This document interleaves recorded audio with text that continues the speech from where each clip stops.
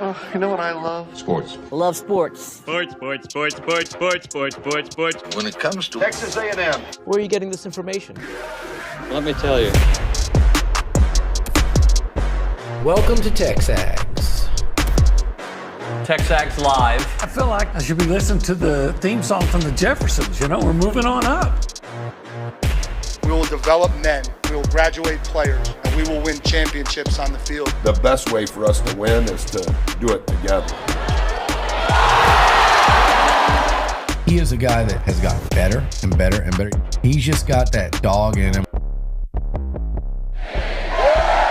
This one's special. The 12th man this past week was unbelievable.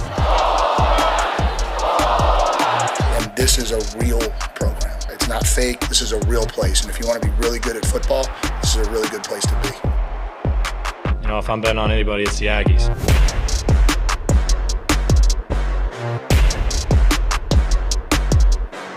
Buchanan, Nuño. it's a Friday, Yes, it is. February the 7th, February 7th. 2025.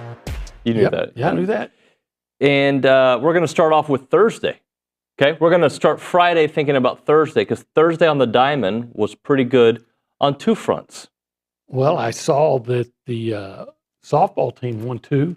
Softball team, games. yeah. There's some players we'll talk maybe about in had that. the best catch you're going to see all year. Yeah. We also have the Board of Regents. They're approving the baseball player facility, $28.3 million to put A&M in the driver's seat of being the premier baseball program with the facilities. I know Bluebell, we still got to figure out the future of Bluebell, but this facility is exactly what Coach Early wanted.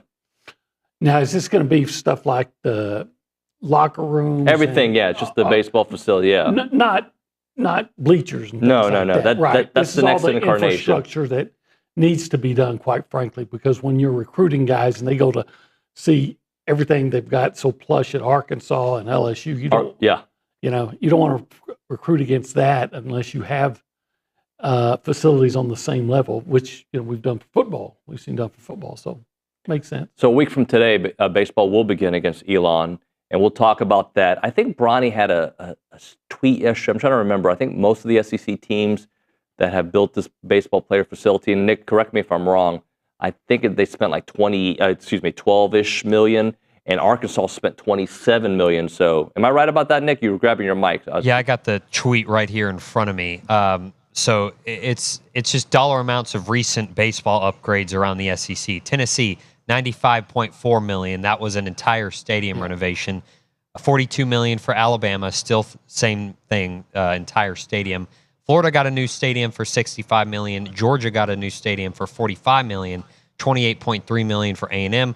Arkansas in 2019 had a $27 million renovation.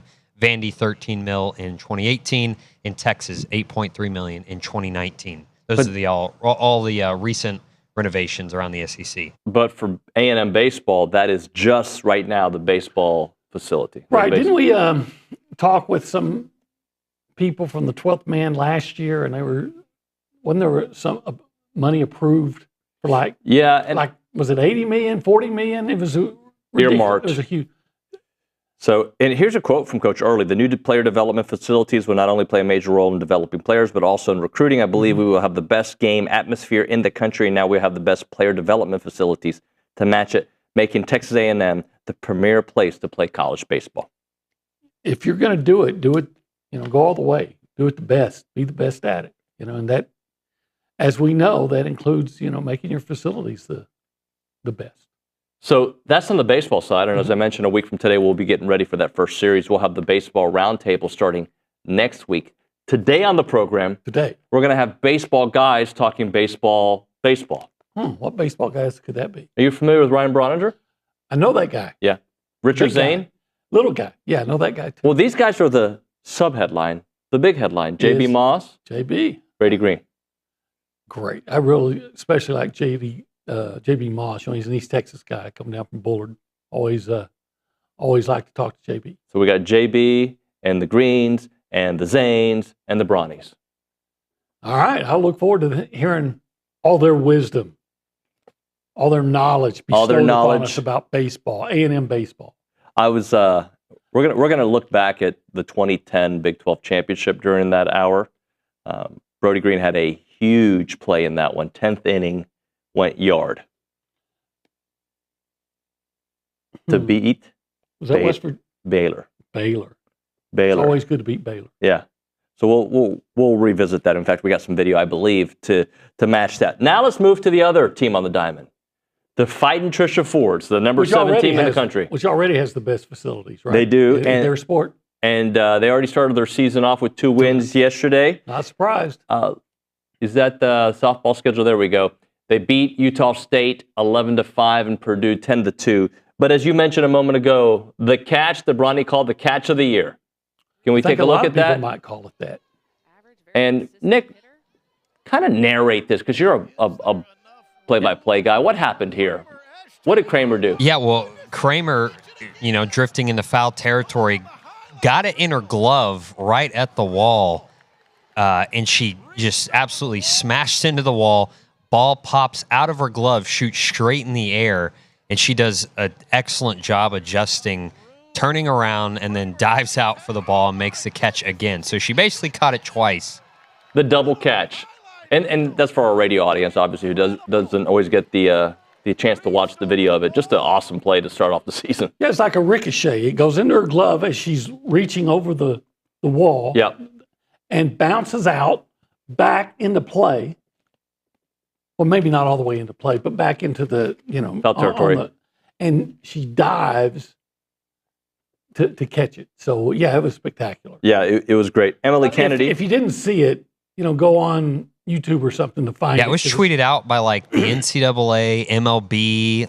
It was getting all kinds of run. Yeah, it should. It was great. Emily Kennedy, 8 strikeouts. First victory of the season, obviously. Maya Perez had 8 runs batted in the 2 games combined. Is that good? That's pretty good. Yeah, I think so too. Mama Maya. Mac Barbara, who was here the other day. Did you see the Mac truck home run she hit? I did not, but I saw Bronny's tweeted something about what everyone thought was a grand slam to call a foul, but it got out. It got out so fast, maybe it confused the umpire. It confused the umpire, so could have had more. But there's the 3-run blast. Every ball that she put in play, even in foul territory last night, was hit incredibly hard. So she's going to be a fun player to watch. Well, this team could be really good. OB, you know what's interesting about that home run right there? What? It was the first of many. Back to back to back. Back to back. To back. To back. Back to back to back. Back to back to back. I like that. I like the back to back to back, yeah. Yeah. I like to back it up. Yeah. That thing up. Yeah. That's something I can get behind. Back to back. Huh? Okay. Anyway, so they play Baylor later on today. Hopefully Baylor gets to feel the Brodie Greene magic, but from softball. Actually, hopefully it doesn't go into extra innings. They just take care of business. Yeah, it's fun beating Baylor. Yeah. We don't get to do it often because we don't play much anymore, but I became, what would be the opposite of a fan? Anti-fan? Yeah, I guess. I became a Baylor anti-fan the very first Texas A&M football game I covered there. And let's just say, in my opinion, if you're affiliated with a church, I think you should expect your fans to conduct themselves in a little bit classier manner than what I saw that day. Some of the things I saw and heard from, Baylor punks was disgusting. Plus, I remember one time 5 of them attacked Gabe Bach. He had to fight them all. He fought off like just punching across them. Think of Bruce Lee and Fists of Fury. Yeah. See, everybody thinks I'm the fighter. I've never been in a fight. It was Gabe. It's been Gabe. Shout out to Gabe Bach. All right, let's do 3 things we want to see this weekend, OB. Okay. I want to see A&M play great defense in basketball up in Columbia, Missouri at the 3-point line. If you can keep Missouri from going off at the 3-point line, and then you're probably going to win. I want to see A&M take care of the basketball. I like that. Limit those turnovers, because another thing about Missouri, they're really good at creating turnovers. And you know what? Just go out and rebound the way you do, because get those second shots and second rebound chances. Because Missouri is not a great rebounding team, so exploit that. And A&M is a great rebounding team. Exploit that advantage. So I think you and I are on the same wavelength. Do what the football team often does not do. The first thing I want to see, I want an efficient night from Zurich Phelps. Okay. I'd like to see a lot of points, but I want it to be efficient. I don't want a 1 of 9. You don't want a 1 of 9. Nobody wants a 1 of 9. I want more of like a 4 of 6. He doesn't want a 1 of 9. No. 4 of 6, 4 of 8, fine. In that range, I prefer 4 to 6, or 5 of 9, something in that effect. All right? I just want it to be efficient. More shots made than missed, okay? Okay. Okay. Right. I think they do that. Get behind that too. You can? Yeah, let's get behind it. I want another Henry Coleman game. Like one of these games where like, dude, Henry's just hitting free throws and rebounding and bodying fools. Henry's playing some basketball. He is playing some basketball. His mom is so proud, man. She's tweeting about him. She and should I don't be. blame. Yeah, she should be. I'm proud of him. And he's not even my kid. Senator Coleman? Say what? Senator Coleman. Yeah, at least. Yeah. At least. Yeah, I think he's got a, if he wants to go that route, he's got a great future. He's making basketball great again. All right, and very similar to you, can we defend the Mizzou 3? Yeah, you got to get up in their grill. That's Caleb Grill. This guy, Caleb Grill, is hitting 49.5% from three-point range. If you shoot 50% from the free throw, you're from great. The free throw line sometimes if you're a player, but yeah. He's made something, like 51 of 103 threes. 49.5% at the three-point line. That's crazy. That is a ridiculous number. Get up on him. But you know what? They got five guys that have made at least, I think, 24 threes. And that's where I get scared. I'm not worried about the grill, okay? They're going to close the grill, I hope. Okay, he's going to find a way to affect the game, but I'm worried about the third or fourth guy who hits threes. So what? Okay, but I'm worried about grill. I think you got to bar the grill. You got to bar the grill. I get it. But as we've seen before, I call it the good eye effect, OB. There's always that one guy that you're like, he's got like 12 points on the year. Yeah. Boom. 34 points. Take that. Yeah, you can't let that happen. No, you can't let that happen. So just play. Look, they're going to get their threes. Just limit them. Limit them as much as possible. I'm going to add a fourth thing. Okay. I'm not saying you have to dominate both halves, but let's have very good halves, both. Okay? Yeah. Because instead of like really good, really bad, I want pretty good, which means complete game. Good win. And by the way, Missouri has not lost at home this year. 15-0? 15-0. So it's in a typical SEC road trip. It's going to be difficult. It's going to be hard. But you know what? If you wanted it's supposed to be hard, OB. It's supposed to be. If you wanted it easy, you could stay in your other conference. So let me give you some other numbers for you. All right, Mark Mitchell. He's averaging 10 points in SEC play. He's another guy who can score. He's a forward. You got Anthony Robinson II, 9 points a game. Tamar Bates, 13.9. Tony Perkins. They got some scores. They do. They can fill it up. They were, and they can be streaky though, just like A&M. I was watching them against Tennessee the other night, and in the first half, I think it was, or maybe it was early second half, they were looking like they were going to blow out Tennessee. Man, they're just raining threes and making everything, and then they hit a cold stretch. And give Tennessee a lot of credit for that, but then Tennessee comes right back and ended up winning the game by, I think, 4 or 5 points, right? It was a close game, and it was on the road, so you don't hold it against Missouri there. It's hard to win on the road in the SEC, but A&M's actually been pretty good on the road. You know, they beat Oklahoma on the road. They beat Ole Miss on the road. Beat South Carolina on the road, which is harder than you think, and should have beaten Texas on the road. The only game on the road that I thought A&M, they weren't going to win was Kentucky. By the way, the only team that hits three-pointers in the SEC at the same volume and accuracy as Missouri is Kentucky. Yeah. Who's in a little bit of a cold stretch right now, by the way. It's the SEC. It's the SEC. It's what it's going to be. So if you can get that win on the road, that's that huge feather in your cap. Of course, A&M has so many feathers in their cap, they could wear a headdress. TexAgs Live. For the Chiefs. We're presented by David Gardner's Jewelers. We're in the Rollo Insurance Studio. It is the Go Hour presented by the warehouse at CC Creations. And this little area right here is called the Holistic Planning Cool Zone. Cool Zone. Mm-hmm. Pretty cool to be here, too. Yeah. Can you tell me what they do without looking? Yeah, I can tell you Tell me. All right. They can broker some investments for you. There we go. And we're going to get back to some of those investments they can do for you. They can, help you with your taxes and your estate planning. And if part of your estate planning would be say, you know what? I would like to invest in pro sports. Holistic Planning can do that for you. They can broker that deal for you. They can handle it. They can lead you through it. Whatever pro sports are out there that you want to invest in and you never knew how to do it before, just get in there with Holistic Planning.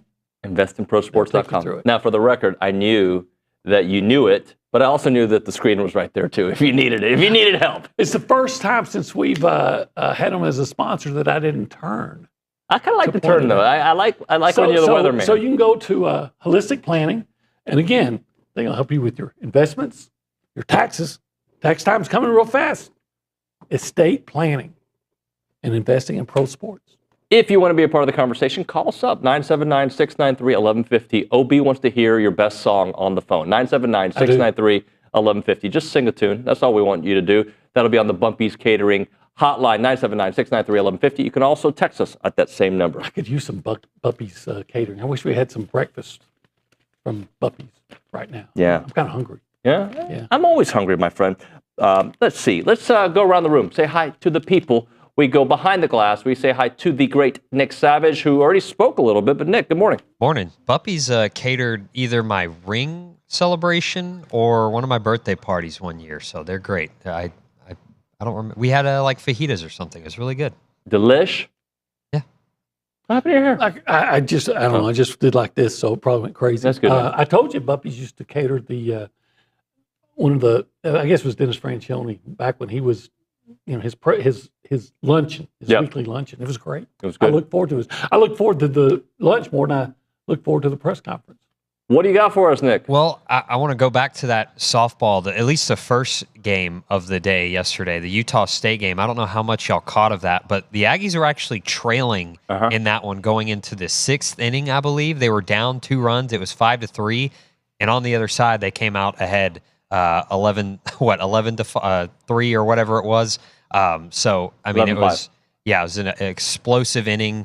That's what the offense is capable of, so it's going to be a lot of fun to see that. And I really enjoyed seeing Maya Perez. We saw her in limited sample sizes last year, but it's going to be a lot of fun to see her, in a everyday starting role over at first base. Look at those numbers, OB. 4 of 5, a home run, 8 RBIs. Oh, Maya. See, that's what I'm looking for. If I was the guy calling the games, whenever she hit the home run, I'd go, "Oh, Maya, Maya Mia." Yeah. Anyway, let's go to the Angry Elephant News and Social Center. Who do we have there? Good morning. Good morning. Griglione. What's up, Maria? Nothing much. How are y'all? Good. Good? How are you? Pretty good. Good. Pretty good. What do you have for us this morning? Pretty good. So yesterday, women's basketball lost against Auburn last night, 52-65. Despite a great effort from Soleil Williams, who had 21 points and was 5 for 7 from 3, they ultimately could not pull off a win, but they could redeem themselves this Sunday against Mizzou in Reed Arena at 3 p.m. A sweet Missouri this weekend. Yeah, let's do it. Let's just end their basketball up this weekend. A clean sweep. A clean sweep, yes. Griggs, what else do you have for us? On Text Groove, we have from Jerry. He says, "Hey guys, if the Aggies cannot get better at the free throw line, they're not going to win everything that we expect them to win." Hold on. They've been shooting pretty well at the 3-point line, the free throw line lately. It's like if your kids fold their clothes and do their laundry every day this week, and then on Saturday, if you guys continue not to put your clothes, we've been hitting our free throws. I say we because I feel like I'm part of the team. The last few, right now is not the time to complain about the free throws. I do understand big picture. I do. You are part of the team.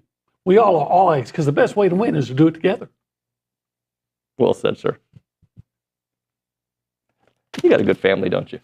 I like my family. I do too. I don't know if they like me, but I like them all. Maria, what else do you have for us? Is that it? Is that the last text? That's right. That's the only text. All right. Thank you very much. Text people. I want to hear from you. 979-693-1150. When we come back, let's talk about how many SEC teams really will make the tournament, OB. Okay. All right. We'll do the really talk. Because there's some teams that I didn't think could make the tournament. They're starting to play like they can make the tournament. Those Razorbacks. Pig suey. Speaking of pigs. Yeah. You know what I like most about pigs? What's that? I like eating them. Do you like to eat them? Especially the ribs. The pork ribs are some of my favorite things to eat. But you want them marinated or done the right way, right? Oh, yeah. I'm not going to eat just any old pig. No. I need the pork ribs or even pulled pork that's cooked to perfection, the way they do it at 1775. You know they're open today.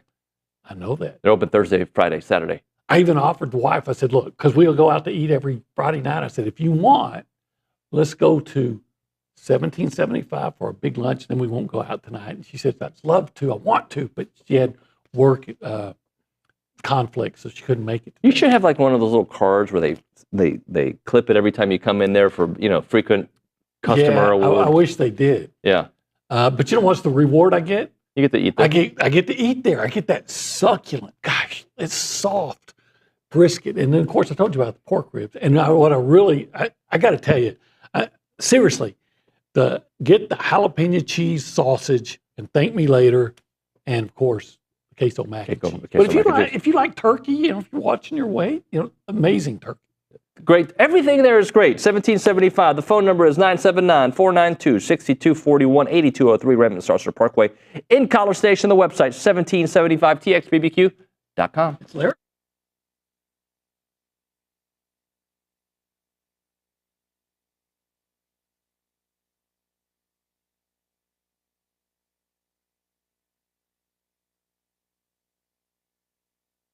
What's up, TexAgs? This commercial break is brought to you by my good friends over at Aggieland Chevrolet, the official automotive sponsor of TexAgs.com and me, Billy Liucci. Greg Gunn is the proud owner of Aggieland Chevrolet and invites you to visit the dealership to experience true Aggie hospitality. From their friendly staff to the experienced service team, Aggieland Chevrolet is TexAgs approved. Check out the dealership off of Highway 6 in Bryan or go to AggielandChevrolet.com and tell them Billy Liucci sent you by.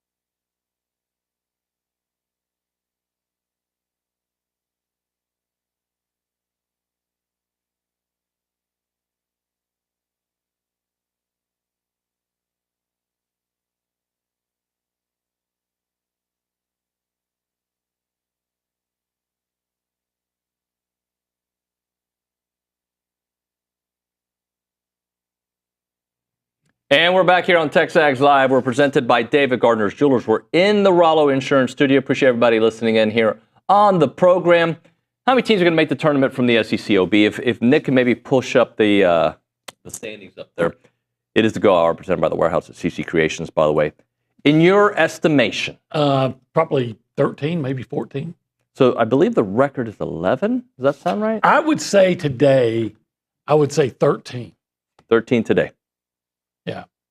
If they. So Auburn, undefeated in conference play. Auburn is undefeated. At least 12, but I wouldn't be surprised. Arkansas looks like they're really coming on. Look at how many teams are like right there at 6-4. You have 7 teams at 6-4 and better. Okay? Mm-hmm. Those 7 teams include some of the top 10 teams of the country. Well, I'm looking at Oklahoma, and they're almost at the bottom, and yet they're is that 15-6? 15-6, 16 and they've got 8. wins over Michigan, and they've got some big non-conference wins. Yep. So 3-6 in conference play. That last spot may really come down between Oklahoma and Arkansas, but I think one of those are going to get in. But Mississippi State, Mississippi State's good. They're number 8 right now. They're in. And they got destroyed by Missouri recently. They did. And they're good. Vandy just lost. They're getting in. I think they're getting in. They're close. They're knocking on the door of getting in. Kentucky's getting in. Georgia's getting in as of right now. Yeah. Texas is not a for sure right now. Oklahoma's not a for sure. Arkansas is not a for sure, but the way they're playing, it feels like they're heading towards that. It sure does. I mean, gosh, talk about a couple of big wins they've gotten just recently. They beat Texas in Austin and then Kentucky. The only two at Rupp. The only two that I can eliminate right now, and I'm not saying 14 teams are going to get in. South Carolina and LSU. That's it. Those two, I think they're not getting in. And South Carolina has a win over Clemson. Yeah. One of the better teams in the ACC. So from those 14 teams, and yes, they'll beat each other up, but every win you get in this conference pretty much is huge, right? You're getting quad 1, quad 2 wins constantly. You win a couple of quad 2s. You win one quad 1. You got yourself 20 wins. You're in the tournament. Again, I think 13 is going to get in. Maybe I'm drinking too much SEC Kool-Aid and I'm over hyping it, but just for all the reasons you just said, whenever you get a win, they're almost all quad 1 wins. Yeah. And I look at Arkansas again. Was Texas on the road a quad 1 win for them? Kentucky was. Yep. So if they keep playing good basketball, and hopefully they won't when they come here in next week, but that won't even hurt them because it's a road loss. If A&M wins, it's a road loss against a top 10 team. So I just think Arkansas's figured it out. Any team can get lucky and win once, but you go out and win twice fairly comfortably on the road. I think they against good teams. Good teams. Yeah, the back of my mind is like, will 13 really get in? If the record is the Big East with 11, like, will they really be able to get 13? Well, we also got to understand that the Big East, when they had 11, how many teams were in the conference? I don't know. Yeah, but I doubt they had 16. So when you have 16 teams in your conference, it makes sense that you may get more teams in than usual. But and a couple of teams just shows how strong the conference is. A couple of teams that may or may not get in, and they certainly had their chance, are the newest teams to the SEC. They may or not. They're both maybes right now. They are, but I would assume one of those two, if not both. I think Texas is going to get in. Yeah, they're not a bad basketball team. No, they got a lot of talent there. They should have one more loss than they do, but they're not a bad basketball team at all. All right, let's do this. Let's hit a break. When we come back, we'll talk to a Missouri insider, Drew King of Power Mizzou. We'll talk to him on the other side. Right now, we're talking Milliken Reserve. They're a farm-to-table community in College Station. They got homes, they got trails, they got farms, they got wide open spaces with a mission to build a healthy community around nature. They've dedicated to treading lightly on that beautiful land and creating a sanctuary for family, for nature, and for community. They're also all about conservation and a healthy community, respect for that native landscape, and of course, they've got 2,600 acres of open space, farms, 30 miles of trails, and homes. They want to connect families to nature and to each other. So when you go there, go fly a kite, go climb trees, go throw the football, go hiking, go biking, go canoeing, go kayaking, you name it. They have it all there to do there. They got the farmer markets, the farm tours. They've got the summer music festivals, you name it. They have it all. Also a great community to go live in. The website is millikenreserve.com. That website again, millikenreserve.com.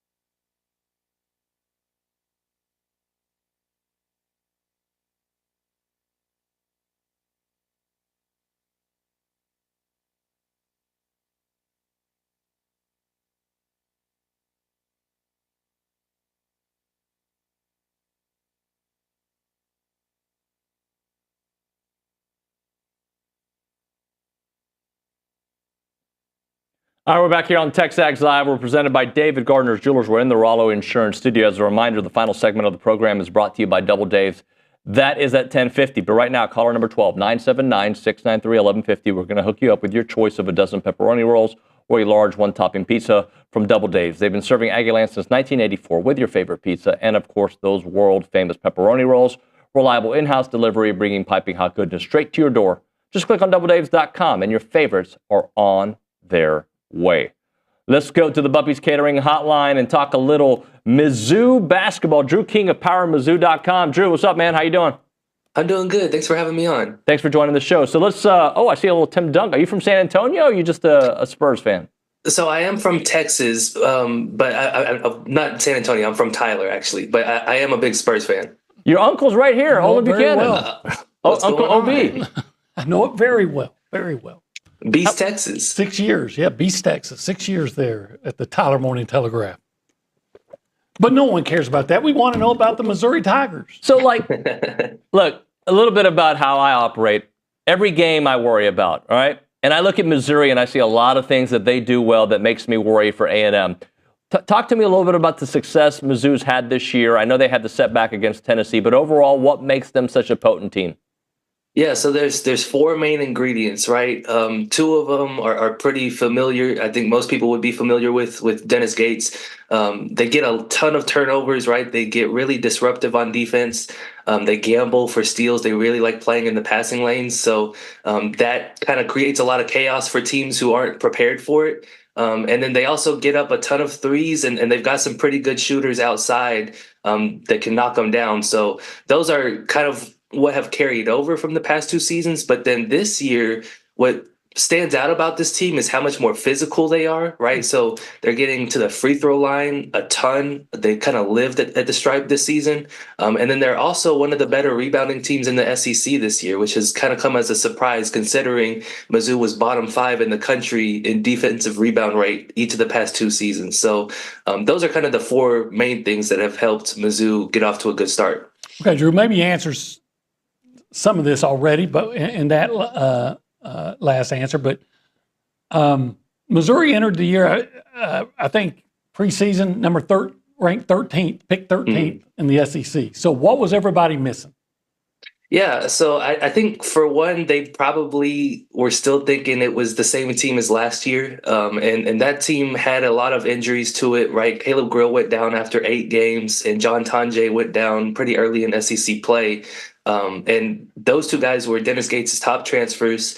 And you look at what they're doing this year, Caleb Grill is the best shooter in the country, and John Tonje is the best player on a Wisconsin team that's going to make the NCAA tournament. So I'm not trying to say that Mizzou would have been a winning team with those two guys healthy, but they definitely wouldn't have gone 0-19 against SEC opponents. And so I think that people thought that was going to kind of be the same team coming into this season, but all the guys that returned have taken a step forward. Like I said, Caleb Grill looking like the best shooter in the country. Tamar Bates has been super consistent.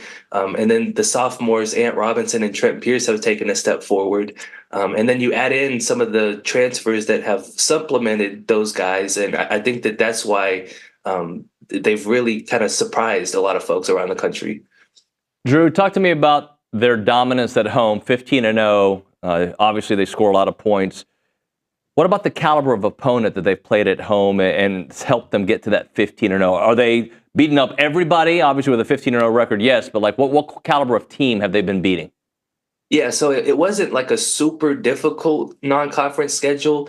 I think part of the reason they did that was because of last year's record, right? And they just kind of needed the easiest path to get back to the big dance this season. But they did beat, California in the ACC-SEC Challenge. They beat Kansas when they were ranked number 1.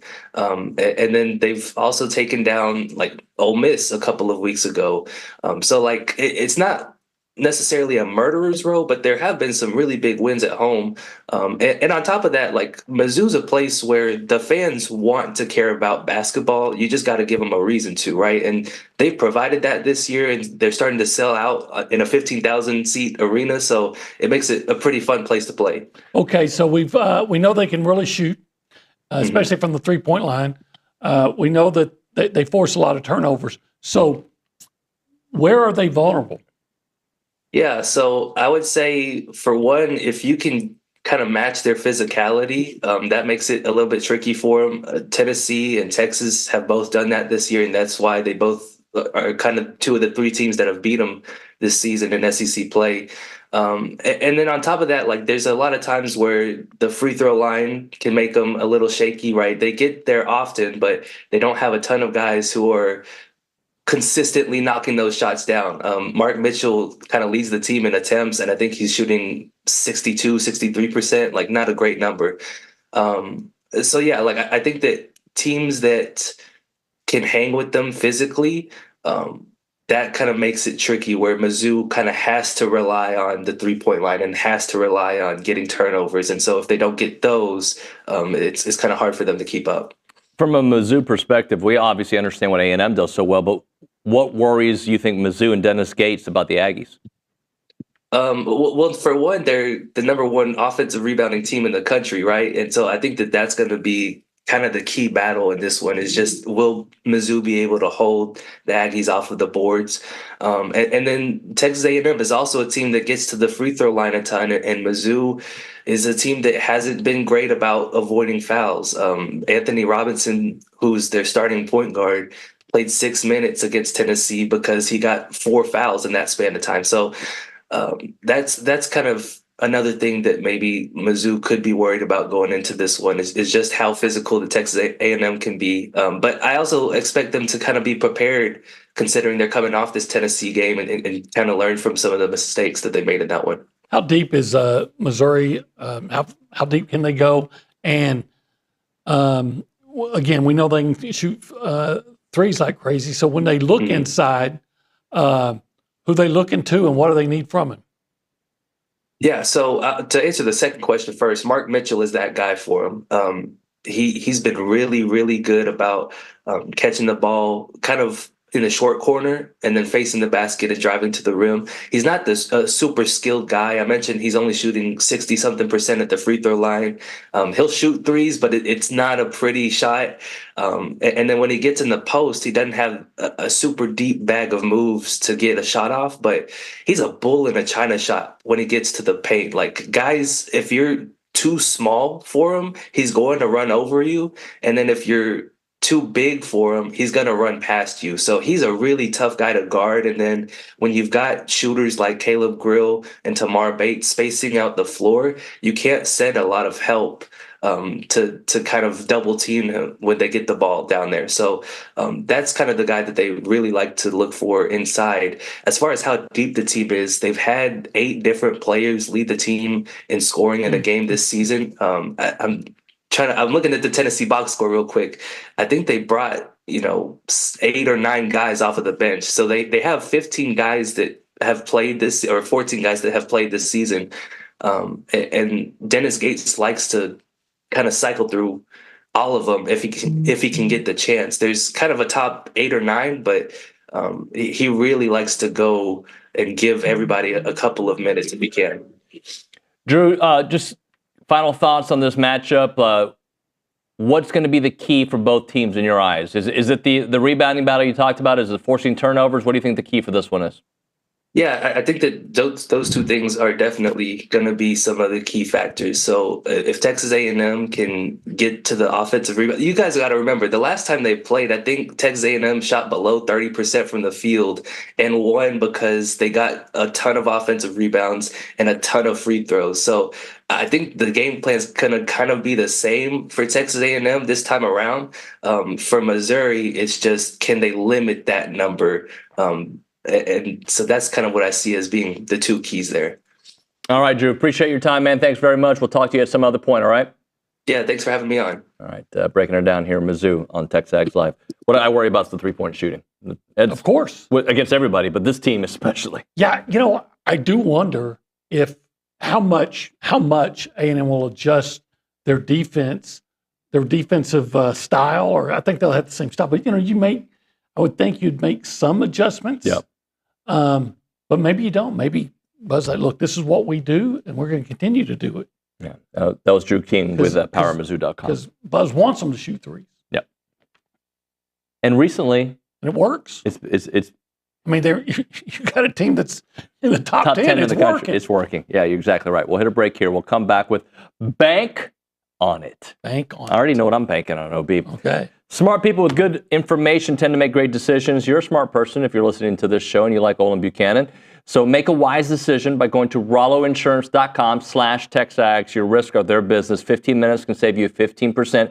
15 minutes can also destroy your life. Some things can wait, but probably this isn't one of them. Go to RolloInsurance.com and let your personal agent go to work for you today. They're an independent insurance company built around educating you on exactly what you're paying for, doing the shopping for you so you can accomplish all of your insurance goals. They've got 60 offices in the great state of Texas, but their headquarters is right here in College Station. Call them up, 888-44-ROLLO, or go to RolloInsurance.com/TexAgs. That is RolloInsurance.com/TexAgs.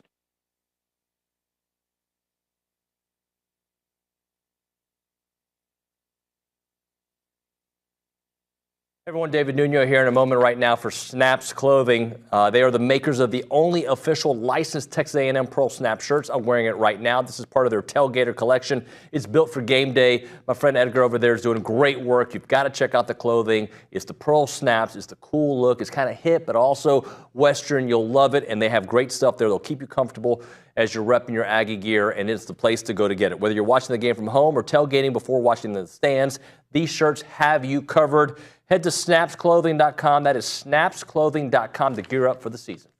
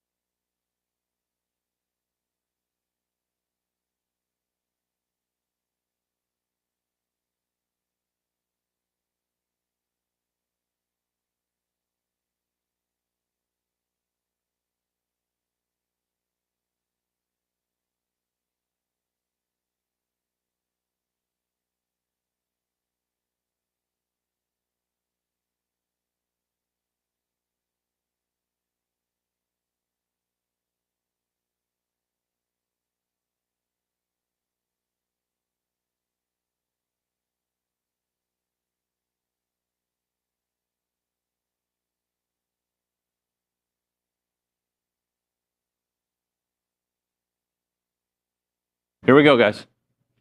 Oh, hey, we're on. There you go. TexAgs Live. You guys didn't know. Everything was heard. Here in the Rollo Insurance Studios, Go Out, represented by the warehouse at CC Creation. It's time to bank on it. Presented by Vera Bank, authentic relationship-based banking built for real life. Go see Joel Jackson and the team there. Learn more at verabank.com. Obi-Wan, what are you banking on? You just heard Drew King from Missouri talk about Tyler. You can trust him. He's an East Texas guy. how Missouri struggles when you're physical, national physically. Mm-hmm. So I'm going to bank on that physicality of Pharrell Payne. Hopefully, Solomon Washington will be back in the lineup. We'll probably find that out today. And Henry Coleman, the way he's been. So I'm banking on the physicality of the Aggies. Remember, the Oklahoma coach, Porter Moser, said that was a big difference in that loss there. So I'm banking on that physicality being the difference for the Aggies to win that game up in Columbia. I told you at the break, my bank is a hope, but I'm going to bank on it, okay? But let's bank. I'm banking on both Wade and Phelps, okay? Zurich, combining for at least 38 points. I'll take 40. I would love 40, but I'm going to go, because I can see 20 and 18. 20 vision. I can see 22 and 16. I can see like a lot of different scenarios, but I'm banking on that. How about him if their point guard is having trouble staying out of foul, out of foul trouble? I mean, those are two guys that can really are quick with the ball, getting by you. Maybe you can get that guy in foul trouble right away. It's February 7th. It's not quite Valentine's yet. No. We're a week away, and that's usually when they turn it on, but they're starting to get into it, if you know what I mean. That's right. Do it early. Why wait for Valentine's Day? It's a made-up holiday anyway. So every day at your house is a Valentine's Day. Every day. You are so romantic. I don't need one day to show my love. You talk like that? Every day. Do you talk like that? I do. Oh, Say, hey, Irma, let me show you my love. And here's a pie. Do you cook? I do cook. Okay. I do cook. I grill more than I cook. Speaking of grill, you got to get in the grill of Caleb Grill. You got to keep that guy from raining threes. I was surprised that he doesn't start. Well, Pharrell Payne doesn't start. Yeah, but sometimes a guy likes to sit on the bench and just see how things are going. And for some reason, and I can't explain it, I bet you coaches can't explain it, but some guys just, they're better for off. whatever reason, they're just better coming off the bench. See, I think I would be, not that I was ever a starter, but if I were to play, I would prefer to be a starter. Everybody would, because I like to feel the action early, right? But I do know that there are people who like to, you were going to make a joke. No, I saw your face. I wasn't. What were you going to say? I was going to say, I never knew what it was like to start. I was very comfortable coming off the bench because that's the only thing I ever did. And that's no joke. Hey, same here. But I'm looking at his numbers against Tennessee. 11 points, 32 minutes, 4 of 5, 2 of 3 from the three-point line. But he's right. They don't hit a lot of free throws. They do struggle on the free throw line. Put him on the line. Hack a tiger. But I think it was it the Kentucky game, maybe he was deadly from three-pointer. Maybe it was either that or Mississippi State. One of those games. I was watching them, and I was just blown away by the way the guy was shooting from out there. So, keys, physicality. If Pharrell Payne has one of those double-double type games. Get rebounds. I was a little bit surprised. He was talking about how good a rebounding team they are. I think they're ranked like 13th in the SEC in rebounding. Yeah, they're not. Now, maybe that's a lot better than they were last year. I'd forgotten how bad they were last year. I knew they weren't good, but I'd forgotten they were that. But the reminder of last year's game, it did hit me like, that's right. A&M did everything wrong, but everything right, right? Like, they played their brand of basketball on an off night offensively. I never knew what was an off night because they played so much the same, game after game. But look, I expect A&M to do what A&M does. Go out and at the end of the day, usually they play pretty good defense. Yep. Sometimes, like you mentioned, Goodine, sometimes a guy goes crazy, but at the end of the day, when it's all said and done, at the end of the game, I should say, usually their defensive effort was pretty good, and they're going to get rebounds and get to the free throw line and hopefully shoot better at the 3-point line, which they've been doing of late. Well, and there's often those games where they limit the best offensive player or one of the best offensive players to having a rough night. You just can't have somebody else picking up that slack. Just take care of the ball. Yeah. You'll be all right. Take care of the ball and rebound it. Hour number 2, John Pugliese. Okay. He talks basketball. Okay. Then Ryan Brauninger. All right. Richard Zane. Okay. Brodie Greene. And Ricardo Zane. Well, what about J.B. Moss? Did I not say him? You said Ricardo Zane twice. Oh, sorry. Yeah, J.B. Moss. There you go. How did I forget about J.B. who set this whole thing up? I don't know. Well, Brodie's already out there in the lobby. So it's been a big East Texas morning, Yeah, it has. With me and Drew King, and now JB's coming on. Yeah, it'll be a good hour. Then Billy Liucci. I believe, live from New Orleans. I believe. He's in New Orleans. I believe he is. He's somewhere.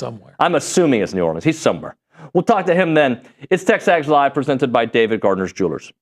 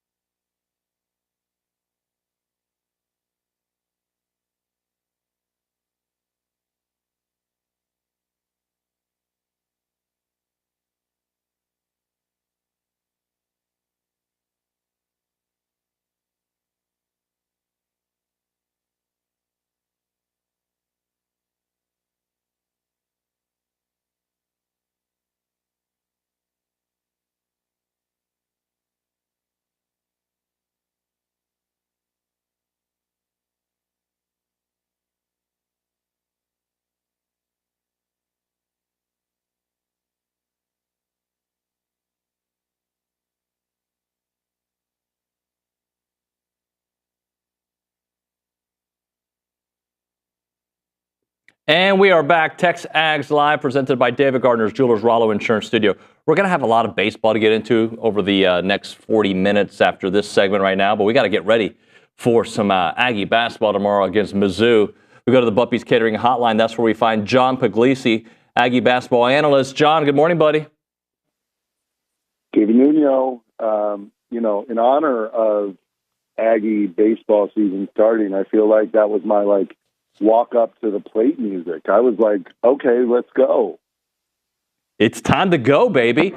And look, what a cool time for us. And I know last year was really good as well. Aggie baseball was an inning away from winning a national championship.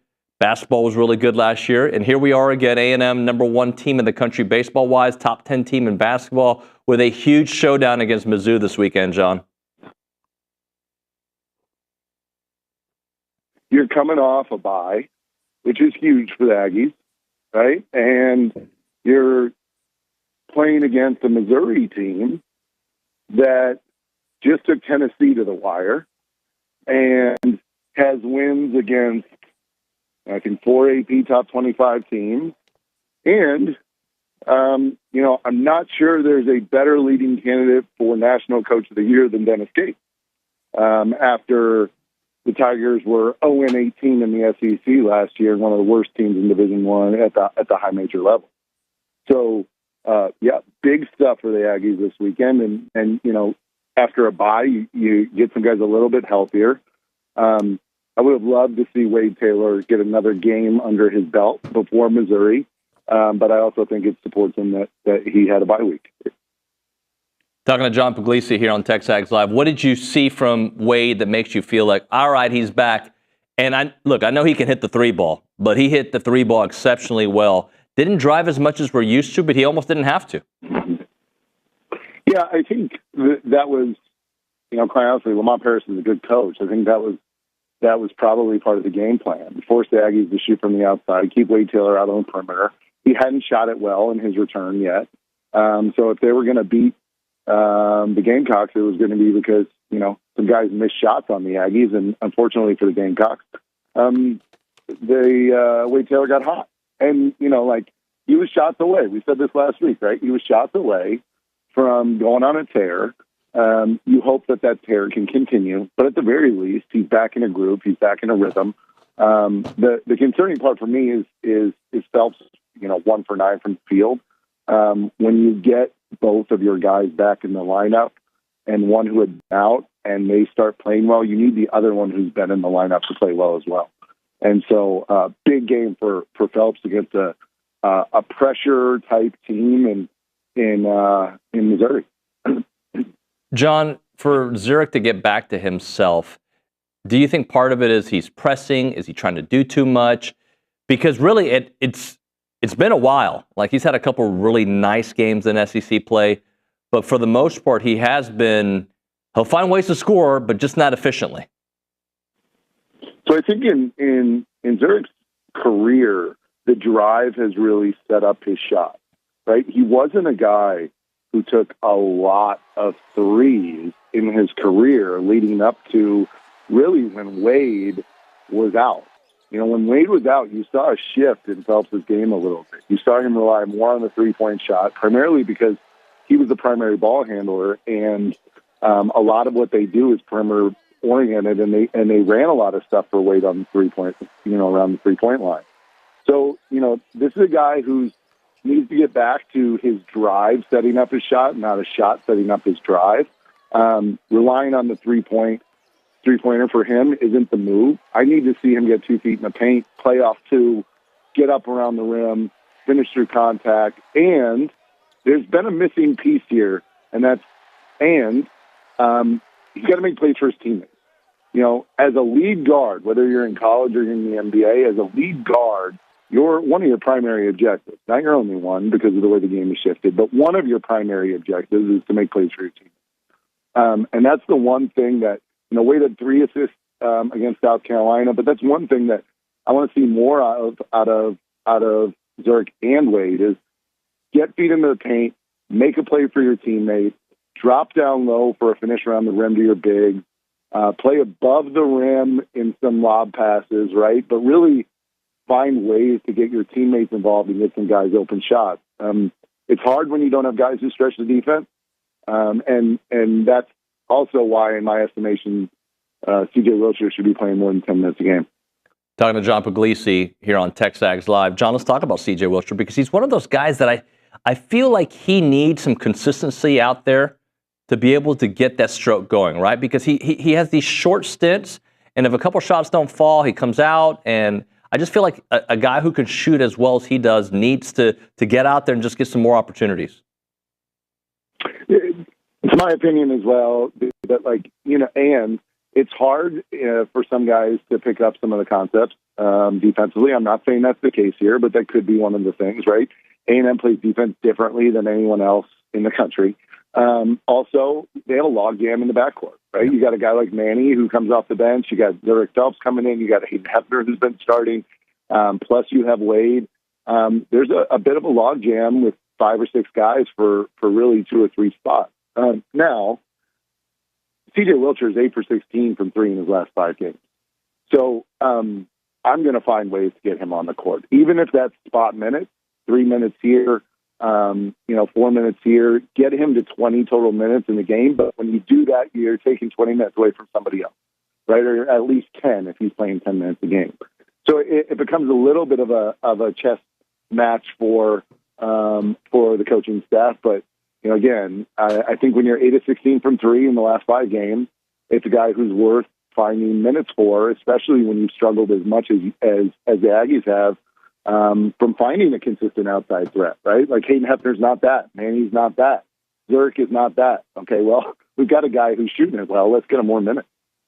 John, you brought up Manny there. He's a guy that I want to see on the court more, but I also understand some of the things you just mentioned.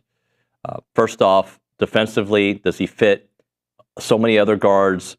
But and sometimes he's a bit erratic, right? How does Manny get on the court more? I think it's a combination of a couple things. I think the transfer of Zurich Phelps in, right? Like that put a bit of a stop on maybe some of Manny's minutes and maturation, right? Because instead of Manny being, the second punch in the backcourt to Wade, it became Zurich Phelps, right? So I'm not sure there's enough minutes for Manny to get what I think we can get out of Manny, meaning like this is a guy who over the flow of a game, you look up at the stats and you're like, wow, he's got 2 points, 5 rebounds, and 4 assists, right? But to do that, you need extended minutes, right? So I just think he's more of a like get in the flow guy, and then he pushes tempo and he finds his way in the game. I also think that there's a piece to Manny that's really going to blossom over the course of the next 12 months, and that's him on the defensive end. Manny has all the physical attributes of some of the best defenders that A&M has had in recent history, and that's athleticism, the ability to play in the passing lanes, right? Think Quentin Jackson, right? They were able to do some things with Quentin Jackson at the top of the point that they necessarily aren't able to do right now. And I see them trying to fit Manny into that role a little bit at times. And I think that's where he's really going to blossom. When he can get out, he can grab a rebound, he can push the tempo, and he can make plays in transition and then make an impact on the defensive end. Do you remember, and it might have been right around now, I might be off here, when Quentin Jackson took his game to that next level? He was always really good. But then there was that stretch where he just carried the team on his back, became the alpha offensively, and it was just a different team. Was it right around this time of year? I think it was second half of SEC play his last year at A&M when A&M went on that run, right? They struggled in first half of conference play. They didn't really play anybody in non-conference. They struggled in the first part of conference play, and then they went on that tear that led to them making the SEC tournament championship. I believe that was the case, David. It comes with this understanding of who you are as a player within the confines of what your role is in the team, right? Like I think it was Bill Parcells, know your role, do your job, right? Like that is something that as a team is really difficult when you have influx of players because you're not quite sure where you fit. And then somebody takes off, and so then your role might get diminished a little bit, and you're really trying to find your place. And that's what I see from Manny. He's had some great games. He had some good games playing without Wade, and now like what can he do to make an impact on the game so that he gets more minutes on the court? Part of it is proving your worth. Right, like, and that's why I think CJ Wilcher deserves more time, and where I think we could see Manny blossom is like part of it is show your worth. Manny, can you make some plays on the defensive end? Can you get out and lead some transition buckets? Can you grab the ball and we don't have to give it up to Wade to push in transition? Can you do it and make the smart play? Manny tends to get going a little bit too quick at times, which is why he's not kind of your ideal lead guard. But this is a guy who can do it. He's got all the attributes. He's got all the talent. One of the most highly recruited players that Buzz has had at A&M, if not the high. So like this is a guy who has all the attributes. You've got to have that switch, kind of like Wade last week, right? Like, is this a guy who can make a few plays and then go on a tear? And I certainly think that could be him. Talking to John Pugliese here on TexAgs Live, presented by David Gardner's Jewelers, Rollo Insurance Studio. John, the reason I went to Quentin Jackson and kind of morphed in Manny into that whole conversation is because those who think this is a finished product of A&M basketball, that this is they're obviously top 10 team, but this is who they are, forget that every year Buzz is a master of kind of like redeveloping what he's doing with the current team. Last year it was Manny that he kind of found a different way. A couple years back was the Quentin Jackson year that we were talking about. So like we still haven't seen the next level of this team, and middle of February is when they turn it on. Well, I mean, that's like the mark of Buzz Williams' teams, right? Go back to Marquette, go to where he's been in his career, right? Like Buzz's teams play their best basketball in the second half of the year, which is really the only goal. I mean, it's great, right? And yes, they've set themselves up. I know a lot of people have been talking about them as a number 2 seed, but last week it was 5 of your last 9 games are against top 25 teams. With Vandy being out, now it's 4 of your last 9, including a big one against Missouri. I just think they're in a place right now to make a statement. It's a different position that they've been. They're not chasing a spot in the NCAA tournament. They're not chasing a top 5 finish or top 6 finish. I mean, that's where they are. So now it's like, okay, how do you take your game when you start February? How do you lead that into March? And one way to look at it, David, is that every game is a conference tournament game, right? Like you lose, man, you're done, right? And you can flip a switch. This isn't just saying that everything, is the end of the world, but it's in your preparation. You're preparing for the SEC tournament. You're preparing for the NCAA tournament right now. You're getting yourself in position to understand Sky and reports and quick turnaround. Your practices probably are a little lighter, although I'm not sure Buzz has ever had a light practice in his life. I would assume they've scaled back a little bit, right? So all these things are to say that right now is a preparation for this team. And I think that's why they've been so successful, is because Buzz understands the heartbeat of his team. He understands where they are, where they need to go, and how to get there. And that's the mark of a program, right? That's the mark of somebody who understands young people and who's a leader. John, when you look at Missouri, this is a scrappy team. They can hit the 3 ball. They can score. They're excellent at home. They are vulnerable maybe on the physicality side. How does A&M go on the road and beat a team that has not lost at home? In my opinion, you got to control tempo. That's a really big piece to this. Tempo has to be controlled. Missouri's best players are their guards, right? And while they have Josh Gray, who's a 7-footer, Josh Gray averages, I think, less than a block a game. So while he might protect the rim due to his sheer size, I think you also have to establish Pharrell Payne and Henry Coleman and Anderson Garcia down low in the paint, getting points in the paint as much as possible. And I think it's interesting to see Tennessee and Missouri had a really close game. Tennessee had to have their best shooting night of the year. They went 10 of 15 from 3 to beat Missouri by what? I think 3. So this Missouri team is going to play their style. They're going to make you play their style. So as an A&M team that has consistently done things their way, is A&M's defense good enough to get Missouri to play outside of their comfort zone, especially Missouri's guard? If it is, I think you see an Aggie victory on the road. If it's not, it's going to be a really close game. It's going to come down to the end, and after and quite frankly, you hope that doesn't happen. But we saw it when Missouri played Mississippi State, and Mississippi State had no clue what was going on and lost by 27. This team can get on some runs. So shrink those runs into smaller gaps, which they're going to come, but you got to stop them. You got to try and string together 3-4 stops in a row as much as possible throughout the game. John, I'm going to ask you about rebounding because it's an obvious question, but hear me out here. A&M, the best offensive rebounding team in the country. Missouri, that's an area where they struggle. How much of a theme will that be in this game, considering it doesn't matter who Missouri plays against. They're always playing catch-up when it comes to rebounding. Yeah, I mean, and, they had 11 offensive rebounds against Tennessee, right? Long shots lead to long rebounds.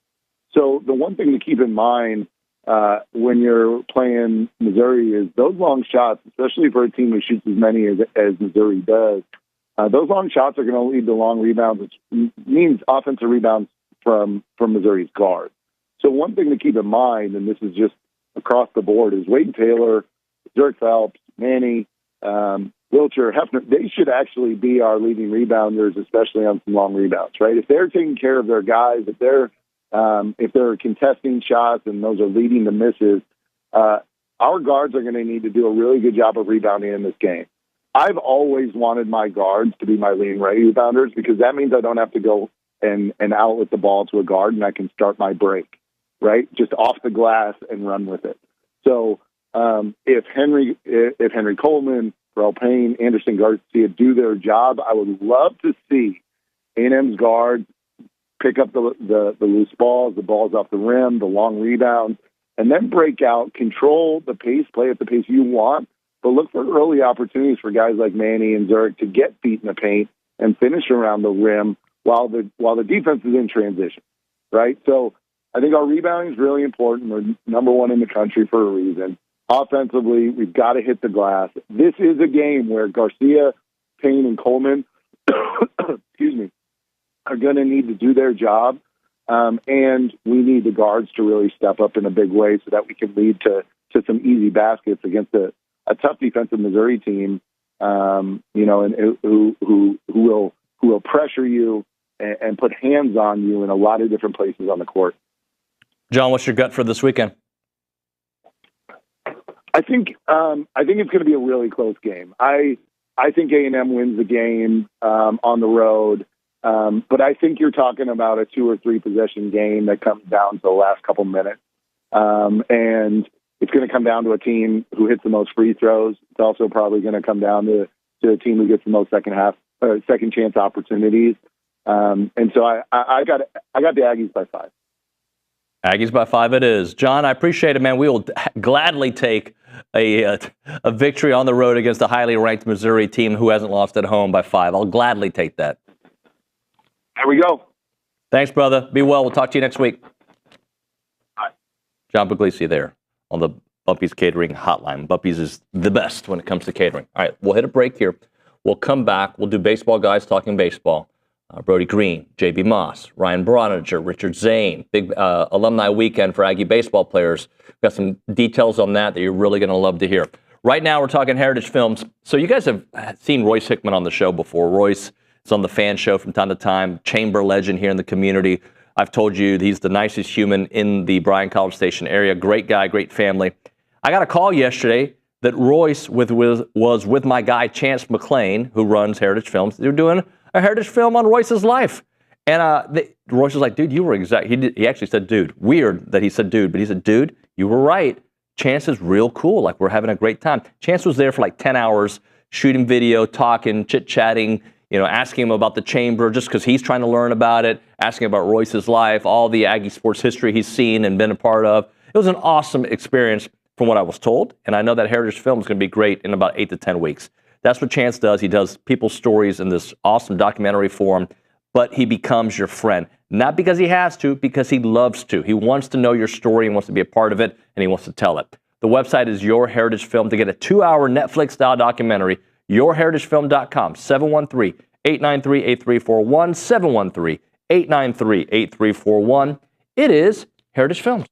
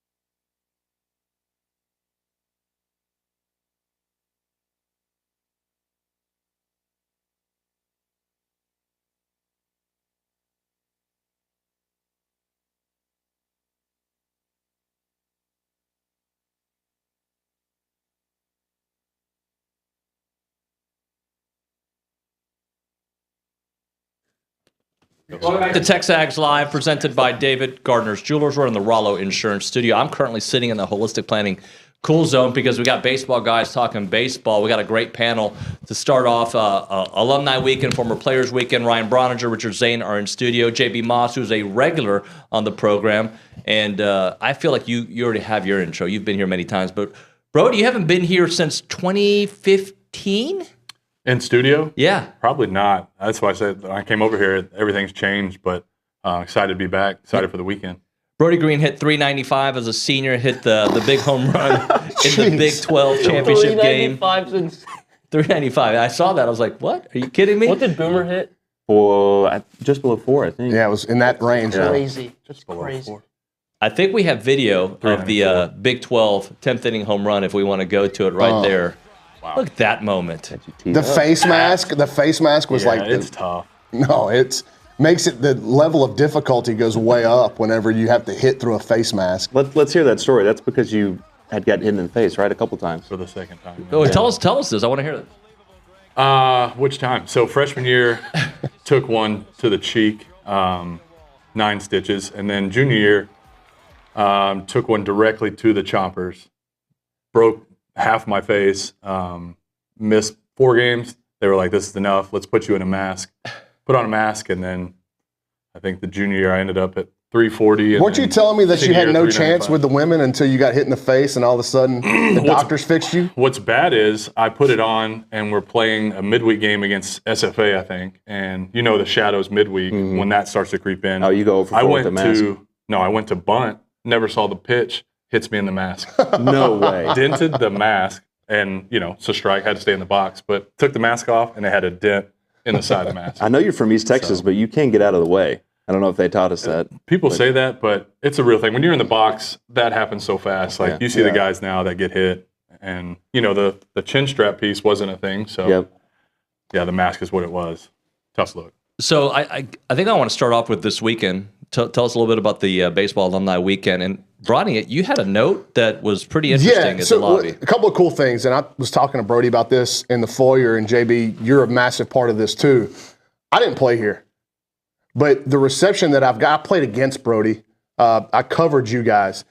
It feels like it's been so cool, and I was talking to my wife about it last night. I feel like you guys have, Richard included, kind of taken us in, right? And I'm getting texts from guys I played against, the guys that I covered, say, hey, are you going to be around this weekend? We're all coming back for this former players deal. And the numbers that I've gotten, so beyond them including Richard and I, the numbers that I've gotten back in terms of who's attending and the number of former players that are attending, I think the greatest over the last couple of years, the greatest number that they had was 76 former players. This year they're up to 202. And I'd like to ask you two guys, why do you think that is? Is it just because of the team, or do you think it's a kind of a rallying behind Mike Early?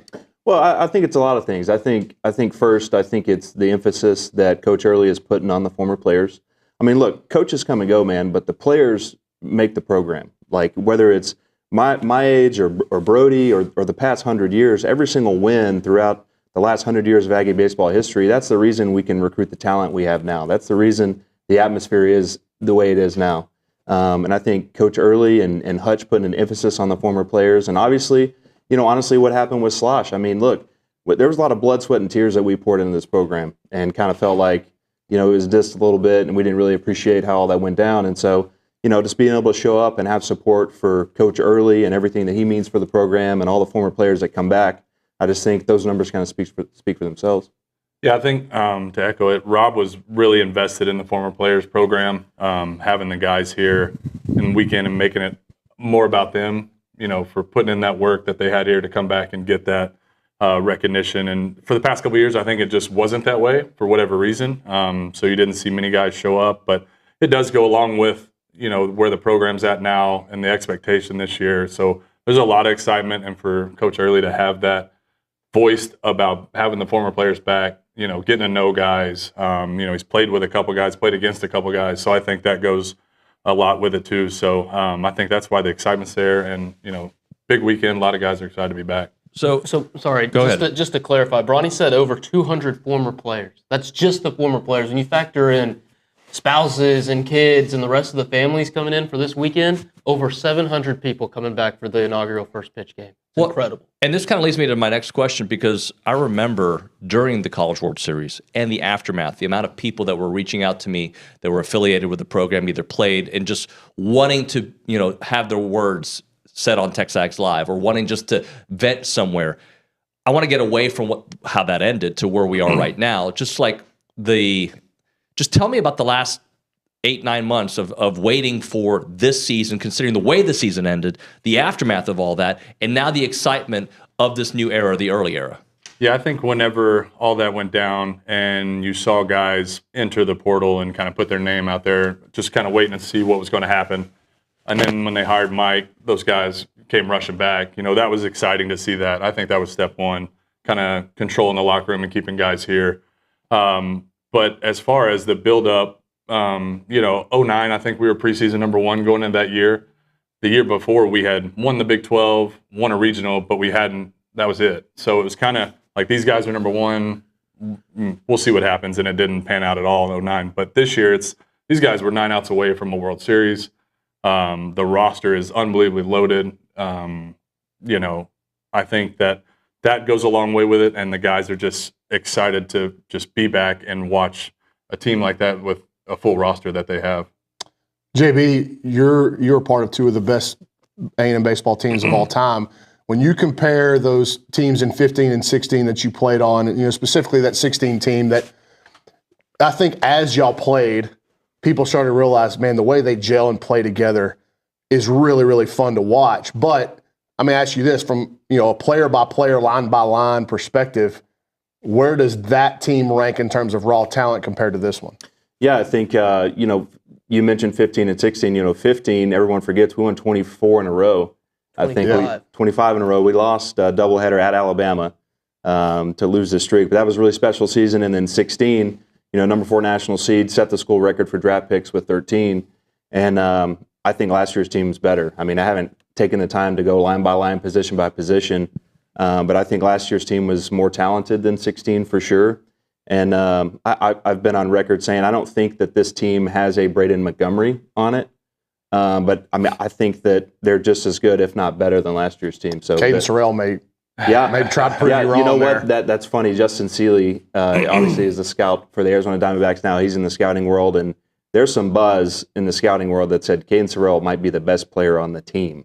Yeah. And we're talking about a potential number 1 pick in Jace Laviolette. So I mean, that's the ultimate compliment. That's ridiculous. These are guys that do this for a living now, so they know what they're talking about. Yeah. So let's take a break here. When we come back, I want to get specifics about both of your lives right now, and then head into the baseball season. And I want to talk about some of the excitement around the new facilities and what baseball is going to look like. Let's hit a break here. When we come back, we'll do that. Right now, though, we're talking Caldwell Country Chevrolet, Highway 21 in Caldwell, and online on CaldwellCountryChevrolet.com. If you're looking for a new vehicle, that's the place to go. You start your search online at CaldwellCountryChevrolet.com. Get a feel for the vehicles that they have there. And then when you step on the lot, you're going to see great customer service, an incredible selection of vehicles, and they're going to take care of you before, during, and after the process. After the process, we're talking complimentary pickup and delivery for their service customers, also free oil changes for life, and of course that selection of vehicles with a great trade-in value when you go there. It's second to none. We're talking about a 15-minute drive, the edge of Bryan to the beginnings of Caldwell. A short conversation away, but you'll see the difference when you step on the lot and do business with the great people at Caldwell Country Chevrolet. Highway 21 in Caldwell, online, CaldwellCountryChevrolet.com.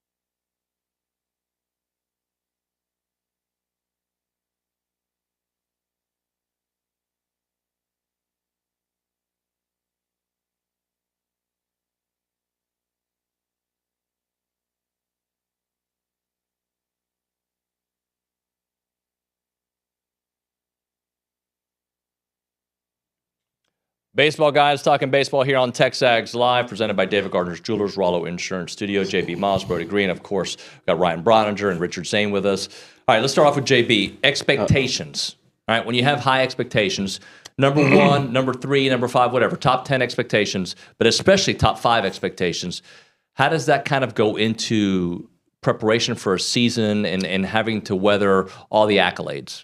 Yeah, I mean, you would obviously like to think the guys would prepare the same way, whether they're ranked number 1 or unranked. But, I mean, obviously the expectations are warranted. And listen, they better take this one day at a time, one pitch at a time, or, you know, they're going to stumble out of the gate. But I fully anticipate that they've got their head down and they're doing exactly what they need to do. And, you know, I think Coach Early and the experience of last year's team is really going to help with that. There's so many guys returning. So, like I said, this is an absolute gauntlet. I saw Bronny's tweet about the schedule and just how many tough games, especially in conference play away from home.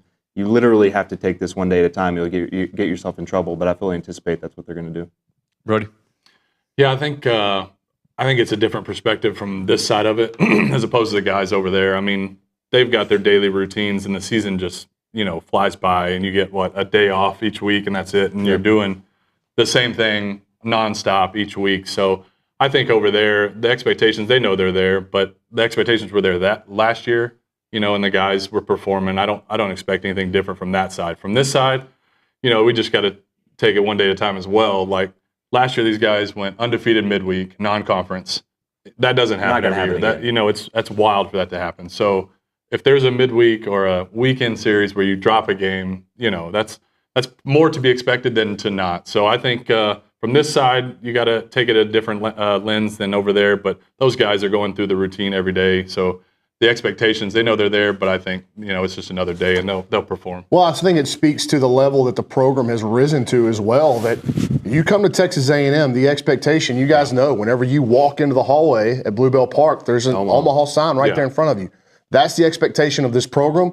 And like it or not, the previous head coach helped get it there, right? There's no doubt about it. But from where it goes now is you recruit players that when you walk in here, there's no question about what the goal is. And Mike Early has been presenting that in recruiting visits since he's been the head coach. But when I look at this team, and obviously staying healthy is a massive part of it, right? You can never predict injuries, what may or may not happen with guys getting banged up. But the questions that you ask when you look at this roster have nothing to do with the baseball. The baseball part of it is how tough are you? How together are you? How do you overcome the adversity that the schedule's inevitably going to throw your way? That is where, like, you don't know. That's the unknown outside of the injuries that, you know, you have to see. And when you get punched in the mouth like they did last year at Ole Miss and at LSU, how do you respond? When you have an overwhelming adversity in losing Braden Montgomery and Shane Sadeo in a super regional, and you still get to where you're one run away from winning the whole thing. Like, that is what makes a really talented team an elite all-time team. And so we'll see what kind of gumption, what kind of spine this group has. Right, that's the point you made in an article that we're going to publish in a couple of days, right? And at the point that Brodie and JB just said, like, they're going to drop games. That's just the nature of what life is like in the SEC. So don't freak out because they're still supremely talented. We know what they've got on this roster, and the expectations are warranted, right? Like JB said.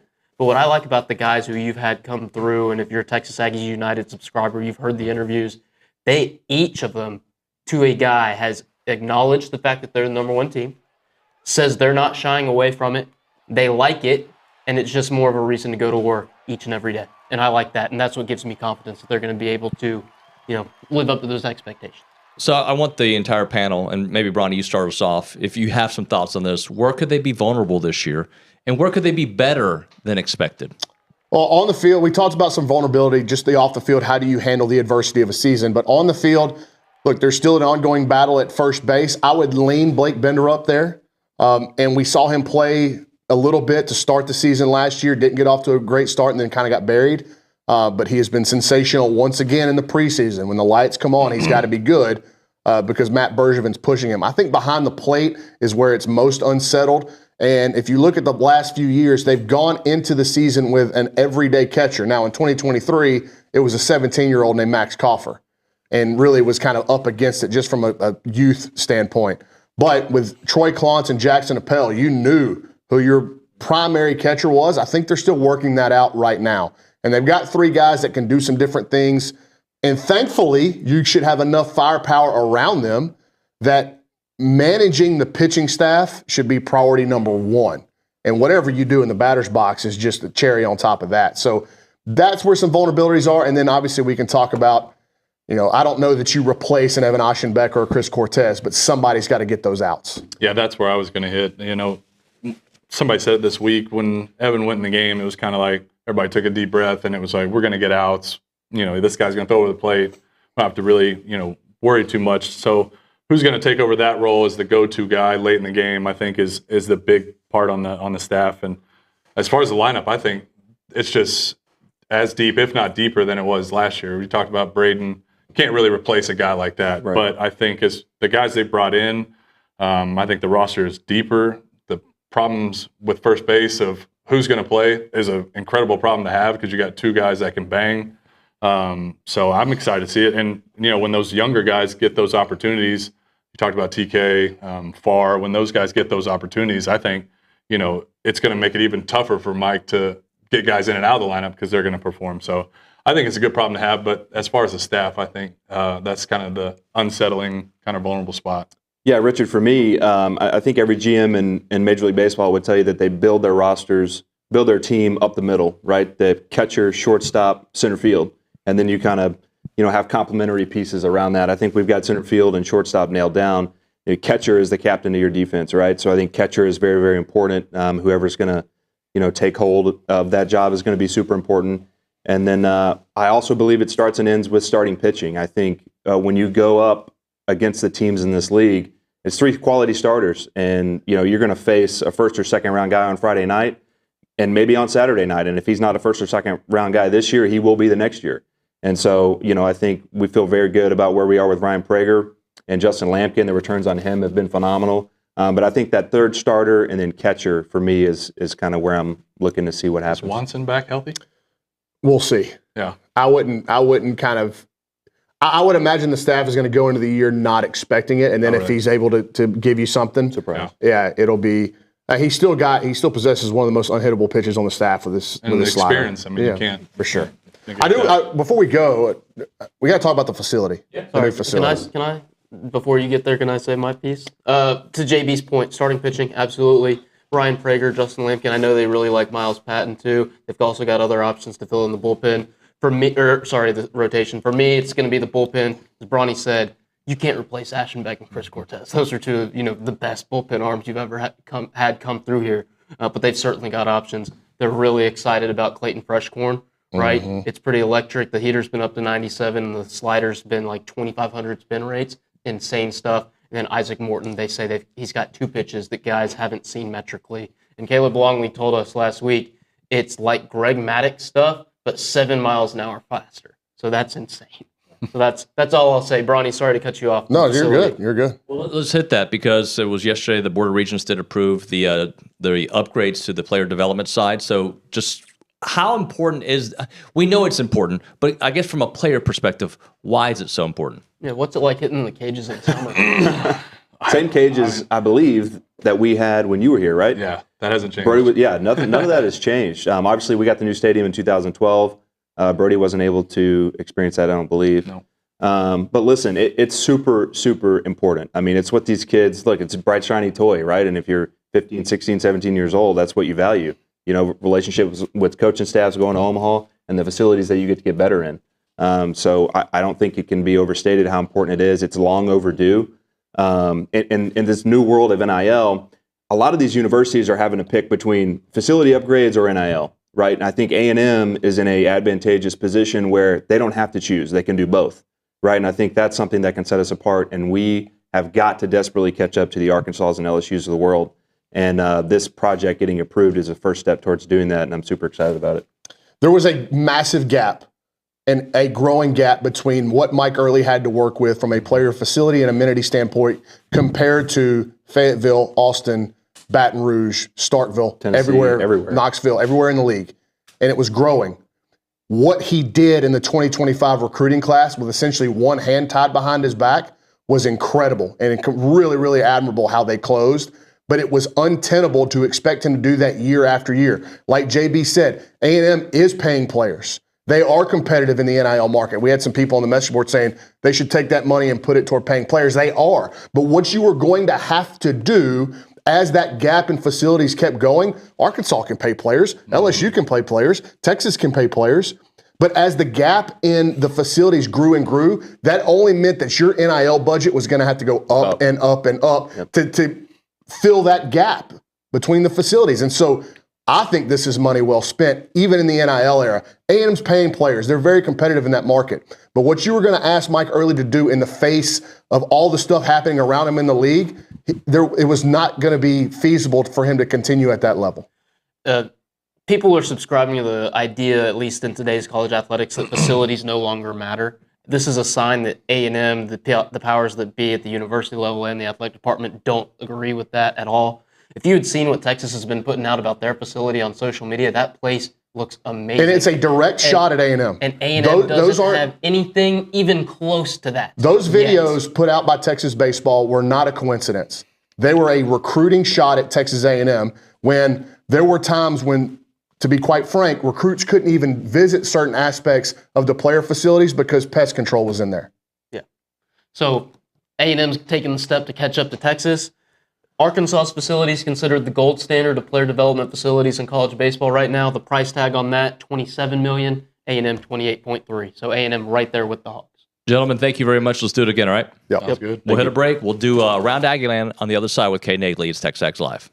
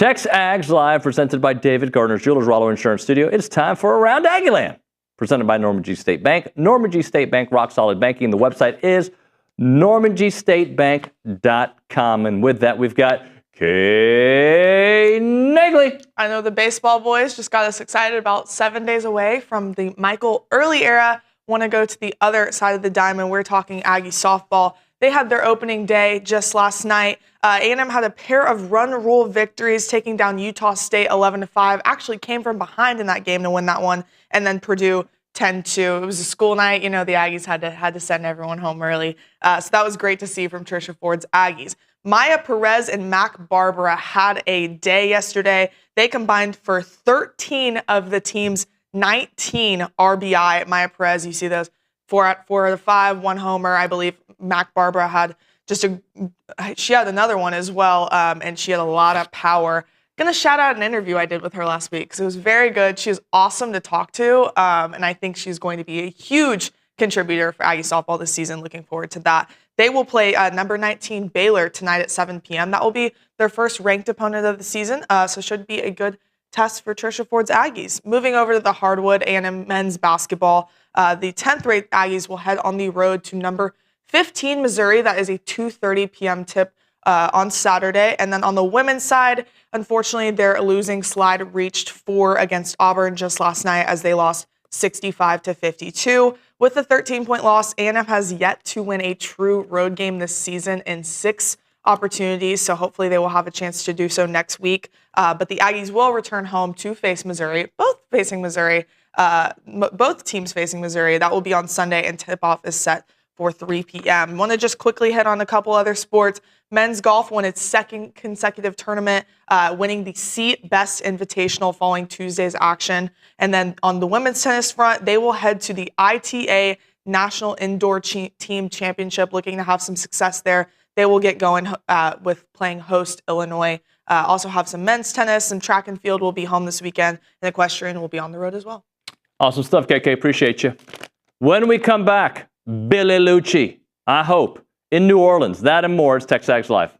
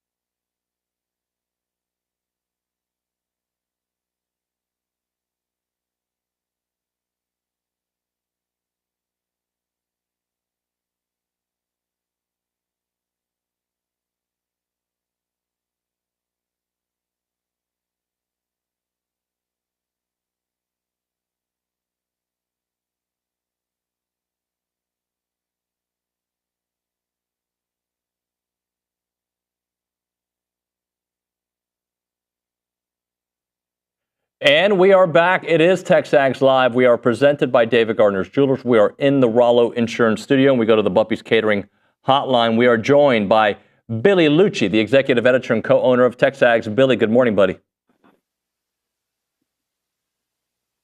This is going as well as I thought. Billy, going once? Interesting. Hey, there he is. What were your expectations, David? My expectations were you were going to be like, David, I love the show so far. So happy to hear from you. You know, while other people are partying in New Orleans and whatever, I'm just here listening to TexAgs. That's what I was expecting to hear. It's interesting. It's interesting because whenever I expect, like, oh, here ends the music, going to start the show right away. You're like to the social center, or you guys are like wrapping up, or you're wrapping up a thought, or the music keeps playing, but then as soon as I'm not ready, you're like, okay, I probably got another 30, 45 seconds before he finishes the intro or something and says, Billy. But this time you're like, all right, we've got Billy Liucci, Billy. And I was like, damn it, you're still muted. Every once in a while, you know, we could do the Zoom thing where I can see you, and we don't have to put you on air because you're probably like running around, you know, an area. Let me put it this way. I'm on, unlike the other people that work here, when I'm off, I still do radio. So it's either gonna be Zoom or it's gonna be a phone call, and y'all are just gonna be happy that I'm on. How about that? I'm very happy that you're on. As the owner, I expect you to be on 24/7 because you care. I model my game after you, Billy. They're gone. Was Luke Evangelist on Zoom from Shreveport last week? This week, yes, he was. We saw his face. Yeah, we saw his face. Well, then y'all could have set it up. I will say this. I don't like doing Zoom from a hotel room. Okay. It's just weird. I can't even watch you and Olin sitting on a hotel bed doing a show. I can't watch it. I like it. It's intimate. I have to just listen while I'm going about my morning. I can't watch. Well, you know, there was that one time I did a show from a hotel room in Seattle, but we won't get into that during the College World Series. Billy, let's let's talk a little bit about the Super Bowl. What have you seen? Anything you can tell us about the cool things happening in New Orleans? Well, no, I'm going to go from here. I'm going to head to. And by the way, I don't know what I'm doing. We might be coming back today, going back Sunday just for the game. We might be staying till Saturday, tomorrow morning, driving back, not going to the game. I don't know what's happening yet, but Thursday I did the New Heights party, which was the Kelsey's, and it was really fun. But here's the interesting thing to me: so many of those people, like that deal, I guess by nature, there are a ton of people there that have podcasts. Whether it be athletes, former athletes, comedians, and I don't know. I guess that's part of kind of the invite. But talked to a lot of people this week that are producers of these various really popular, well-booked podcasts. So poor Nick Savage is about to have several contacts, and you are going to get awesome overloaded with contacts of the producer such key. And maybe we overload Nick. We need to find just the bookers are, that from Houston, but some of these, it's funny, like some of these people that have come up throughout the ranks of the podcast, they'll have like somebody from the get-go, and then others go and hire like professionals that can tell you, well, they've been with so-and-so and so-and-so, and so they've got like the whole resume. So it's interesting, the mix there. I just find that part fascinating because everybody in that space is trying to get the same guests and get different content out of them, but it was pretty, that part was interesting. But other than that, you would have liked the juvenile Manny Fresh little 50-person pop-up that we went to last night. That feels like it'd be right up your alley. Yeah, that's probably the one I would go to. Billy, you know me well. Do you how cool is it again to have a bunch of Aggies participating this weekend with Braden and Aeneas for Philadelphia? Just Aeneas' rookie year, and he had such a nice preseason. Had that touchdown a few weeks back before the season ended, the regular season ended. Just talk a little Aeneas and Braden for me. Well, I think Braden's a bigger piece of that deal as their starting punter. I mean, a massive piece. And it's had he's been exceptional really in Philly. He's done really well, I think. So, I know a couple of games ago I was watching, he came up clutch more than once. I don't know I think it was their first playoff game, but Braden's been, he's been what we thought he'd be in the NFL. I guess that Jet thing didn't, going to the Eagles has been a godsend for him, and now he's going to be, I think, correct me if I'm wrong, but I think he'll be the first Aggie to punt in a Super Bowl since Shane Leckler did in, I want to say 2002, when the Bucks beat the Raiders. So 23 years or so since an Aggie's punted in a Super Bowl, I think. Y'all can fact check me. I believe that to be true. So pretty cool thing there. And then Aeneas, I think the coolest part is just getting this experience of just being a part of it. Just for life experience. I mean, how many athletes ever get to do something like this? And some of these guys, I know a couple guys, Aggies, over the years that were in a Super Bowl their first year and never went back. Like, I think Dan might have been in one his second year with the Giants and never went back. I think Rich Cody, I remember him back in the day, Super Bowl as a rookie with the Rams, never went back. Like, that's a difficult. Cameron Spikes was on that team as well with Rich. But for, like, Aeneas, it might be something you never get to do. And a lot of people play their whole careers and don't get to do it. Not to mention, growing up, we all would love to be, Radio Row in the Super Bowl. But more importantly for his current career, I think just to be a part, as a rookie, be a part of a winning organization. Oh, by the way, make that playoff Super Bowl bonus money, which as a rookie, ends up making up a huge chunk of your salary as well. Like at the end of the year, how much he's going to make is going to increase by a very high percentage just by this team's success and those bonuses and stuff. And then, oh, by the way, the chance to get a Super Bowl ring. And nice, it's cool.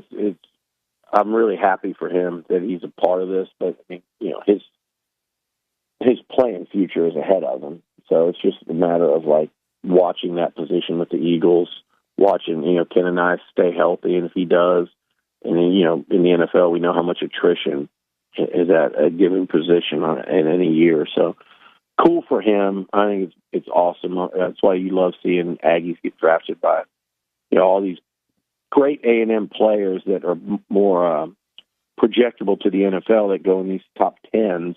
A lot of times you have to suffer through it before they end up enjoying that kind of team success. Like, how long did it take Mike Evans and the Bucks? And so, Jake with the Falcons and Johnny with the Browns and Jokel was with the Jaguars. So a lot of times it's these guys that go a little later that end up being a part of something special from the team standpoint. Your gut leaning any particular way in this matchup between the Chiefs and the Eagles?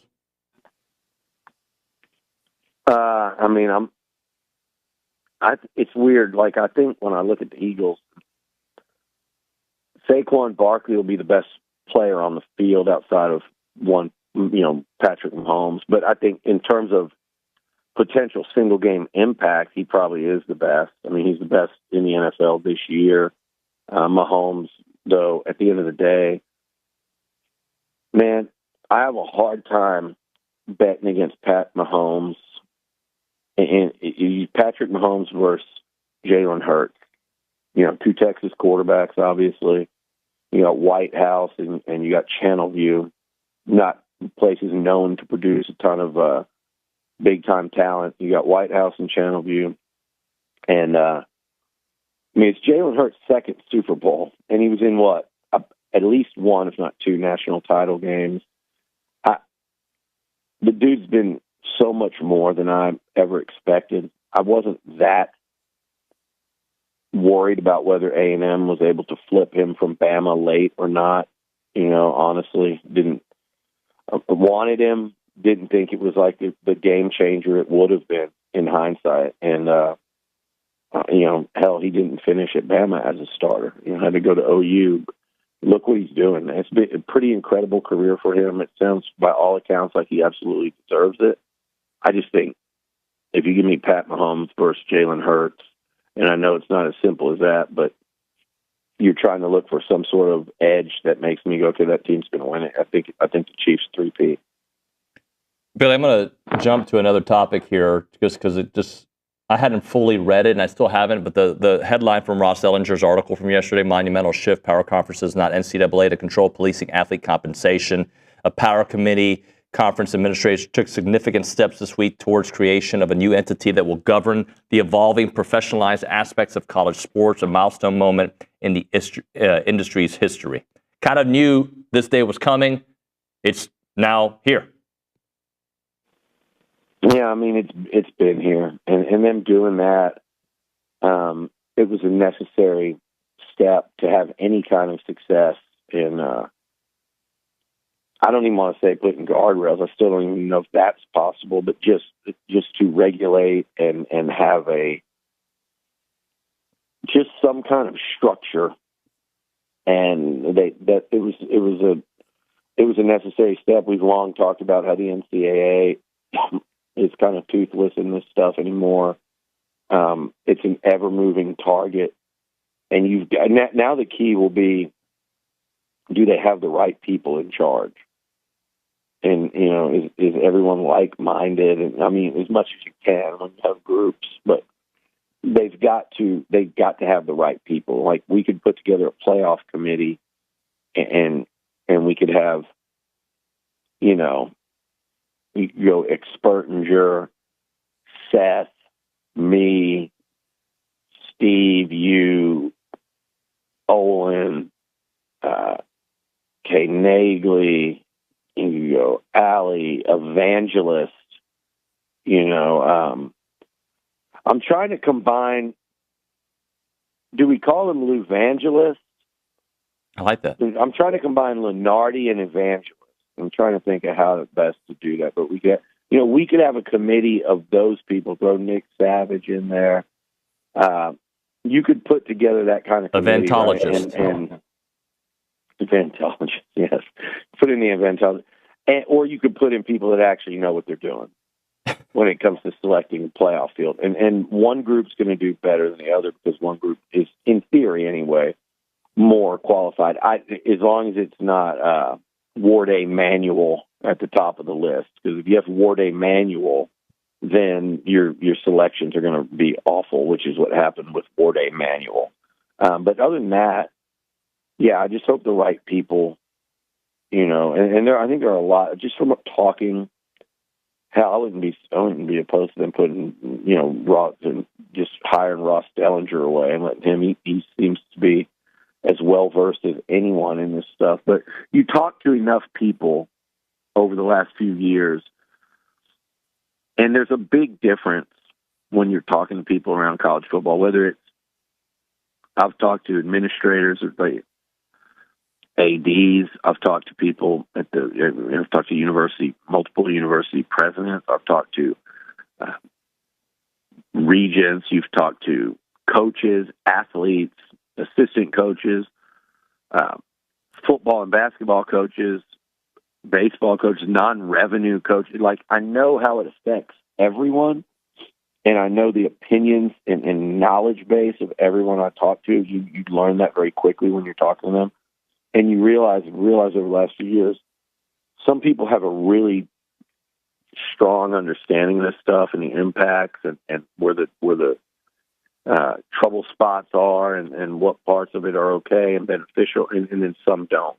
So I don't think it would be that hard to find the people that really get it and really understand it. And you got to be careful and make sure those are the people that are kind of leading the charge and helping make decisions. Couple things. Again, you want people that are not, they're not the awarding manuals of the selection committee.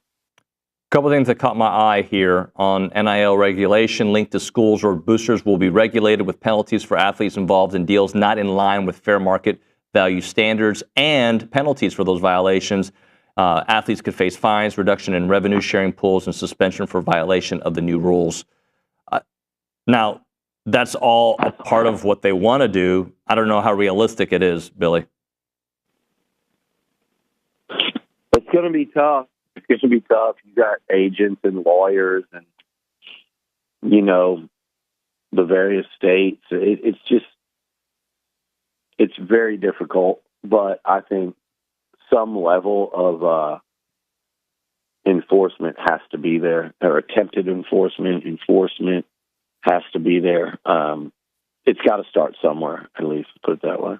All right, we'll hit a break. We'll come back. I want to talk some Aggie football with you. Just a couple thoughts, and then we need to close out with some Aggie basketball because they got a huge one in Como. We'll come back with Billy Liucci on the other side of this break on TexAgs Live. Right now, we're talking about the Association of Former Students. If your organization or business is looking for an opportunity to engage with Aggies, then you need to check out the Association of Former Students. They bring Aggies of all ages together during marquee events held throughout the year. These marquee events are like Aggie Ring Day, All Aggie Hullabaloo, The Gathering. They all welcome tens of thousands of guests, and there are many sponsorship and vendor opportunities to get your brand in front of those attendees. All these events offer a wide variety of both digital and in-person options to promote your brand and get in front of everyone there. These options include title sponsorship naming, on-site presence, recognition in social media posts, and much, much more. There's also advertising opportunities in both the Texas Aggie Magazine and the Aggie News newsletter, which are seen by over 230,000 people. So if your business is ready to engage with other Aggies, choose a partner that's been a part of the Aggie Network for over 140 years. For more information on options available through the association, please email sponsorships@aggienetwork.com.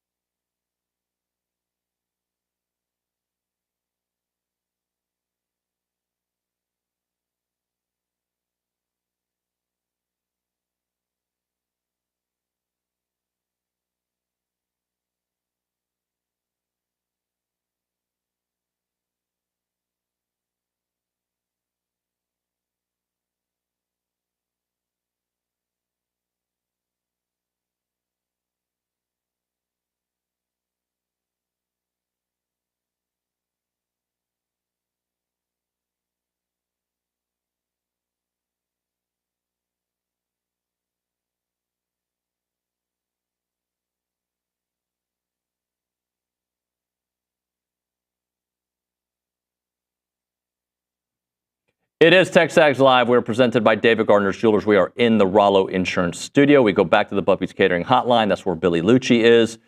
Billy, I wanted to talk to you. Look, we spent a lot of time last week talking about the offensive line, but I don't think we've spent enough time talking about Armaj Reed Adams, who is now, by the way, interning at TexAgs, but Pro Football Focus had him as the top returning guard in America for 2025. I just think it's a cool accolade to be noted here on the program of a guy that took a chance. You know, he left Lawrence for obviously a greener pastures at A&M and was very loyal to A&M this year. Could have looked other ways. Could have looked at the league, and he said he wanted to play again, and he's being rewarded with a lot of props. Yeah, it's really cool. You know, coming from the DFW area out of high school, going to Kansas. You know, had a lot of Aggies in his family. Obviously would have loved to have come to A&M out of high school. He developed himself at Kansas into a really good Big 12 lineman, came and tested himself in the SEC this past year and had a really good season. I mean, the numbers speak for themselves, and I think Armaj would be the first one to tell you, like, he could have gone to the NFL this year, but that's not a first-rounder, second-rounder coming out this year. And he's got the potential to really play himself up in the draft. So this is where, even if there was no NIL, I think it would have been smart for Armaj to come back and continue to develop because he's got so much upside now. He's had a year through the SEC. He's a very experienced lineman now playing college football. And he's so big and physical, and he's got the right temperament, attitude. You know, he brings a lot, I think, of toughness to that unit. You know, just in his approach. You know, we all see the chair but I just think if you watch him play, it fits that too. You know, he likes to finish. He's nasty in the trenches, and that's what I think this group has been lacking for a while, and I think they found a lot of that this past year in year one under Adam Cushing, and he just stepped in and really turned heads this time a year ago during the off season. Guys like him and Nick Thornton coming in and just competing, kind of not just those two guys, but a lot of the newcomers competing at just a different level in terms of the off season, like fire and desire than some of the guys coming back, and that was what Elko needed to, inject into the rest of that roster. And when he's trying to change a culture, and it worked, and it took. And Armaj was a big part of the reason why early, and then on the field in season. So, look, that O-line, I've said it before, and again, by coming back, he has a chance to really help his stock, for the next level. And on top of that, the great news is you're in the NIL era, so it can become a lot more, you're a lot more inclined to do that than just rush and say, okay, I'm not going to get nearly as much money, but I can get some money now if I'm drafted in the later rounds, mid to later rounds. Instead, I'm going to get a good NIL deal because you do have leverage, and it is guys like him and Trey Zune, you really want and need to come back. If you want to win in the SEC, you need older, experienced linemen on both sides. And so getting guys like Armaj, Trey Zune, Albert Regis, getting guys like that back in lieu of them going to the NFL and not making, making some money, but now they can stay and make money and also up their stock. And he's a perfect example of that. But then that O-line, I said it before, I'll say it again, there's no reason they shouldn't be one of the better groups in the SEC. And I've seen people try to discount that and say, well, sometimes you don't want to return, your whole group. They didn't produce last year. This group produced. Like, fine, if you want to pop in the Texas tape, then they did that to most offenses they faced this year. You can pop that one in. You can pop in South Carolina. They did that to the Alabamas and LSUs and Clemsons of the world this year. Those were not great days. And I named 2 games out of 12, and I'm not saying the other 10 were all great, but over the course of the season, there's a hell of a lot more good than bad, and this is one of the more improved O-lines, I think, in the Southeastern Conference last year. When you think of where they came from the last 2 years, they were a rock-solid O-line in 2024. And you return not just Armage and Trey, but 5 starters, and then really 6 and 7 when you think about the center and right tackle position. So there's no reason at all to think that unit shouldn't take another big step forward and be one of the better ones in the league. I want to say this, too, because I think Adam Cushing deserves a lot of props, and we've given him props. But here's something from that note that says during his 4 years at Kansas, he never earned an overall grade over 61.7. Last year, he earned a grade average of 79.7. So when we talk about the job that Adam Cushing did with that offensive line and beyond just Armage, right? Like Trey Zune had a big year. Like, to me, he deserves a lot of credit for not only the retention, the development, and the production. Oh, no, I mean, he did such a tremendous job with them last year. I think Cushing and Trooper Taylor really stood out in the work they did at their respective positions year one. And it's not coincidental when you look and go, well, what positions are you most excited about going into this next season? And it's got to be O-line and tailback have to be at the very top of the list. Yeah, no doubt about that. All right, Billy, let's do this. Let's hit a break. When we come back on the other side, talk some basketball with you. Appreciate the approval. All right, we'll do that on the other side. We'll talk to Billy. We'll break down some hoops because a huge game on the road against a team that is undefeated at home in Missouri. Right now, we're talking Costa Vida. I might go there for lunch, Holly. How about that? How does that sound? I might get myself some quesadillas. Costa Vida is the place to go anywhere in the Brazos Valley, but if you're in South College Station, go stop by. They're right there. You can go for morning breakfast and get yourself some breakfast tacos, some great coffee. Stay there for the lunch and get yourself those quesadillas, the tortilla soup, whatever you want. If it's fresh Mex, they're going to do it the right way. They have awesome food, and every ingredient matters when you go to Costa Vida. From their wide selection of great food and just great people there, and just an awesome atmosphere. When you go there, you can get yourself your drinks, you can get yourself a student discount, you can get yourself just great food and a good time. Remember, morning, lunch, dinner, you name it, Costa Vida is going to take care of you. Holly's a great Aggie. Aggie owned and operated. The address is 4501 Mills Park Circle in College Station. Again, that is 4501 Mills Park Circle in South College Station. It is Costa Vida.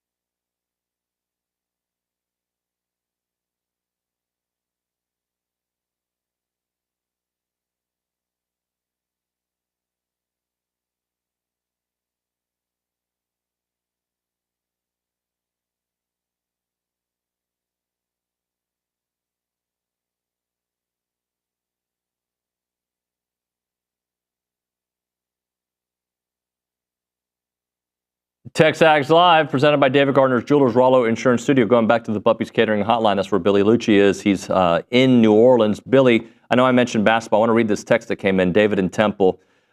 Here it says, win the Super Bowl and Eagles players get about $350,000 extra dollars. Lose the game, they receive $770. That can't be right. Division winners get a little bit more. A player making a rookie minimum receives $750,000.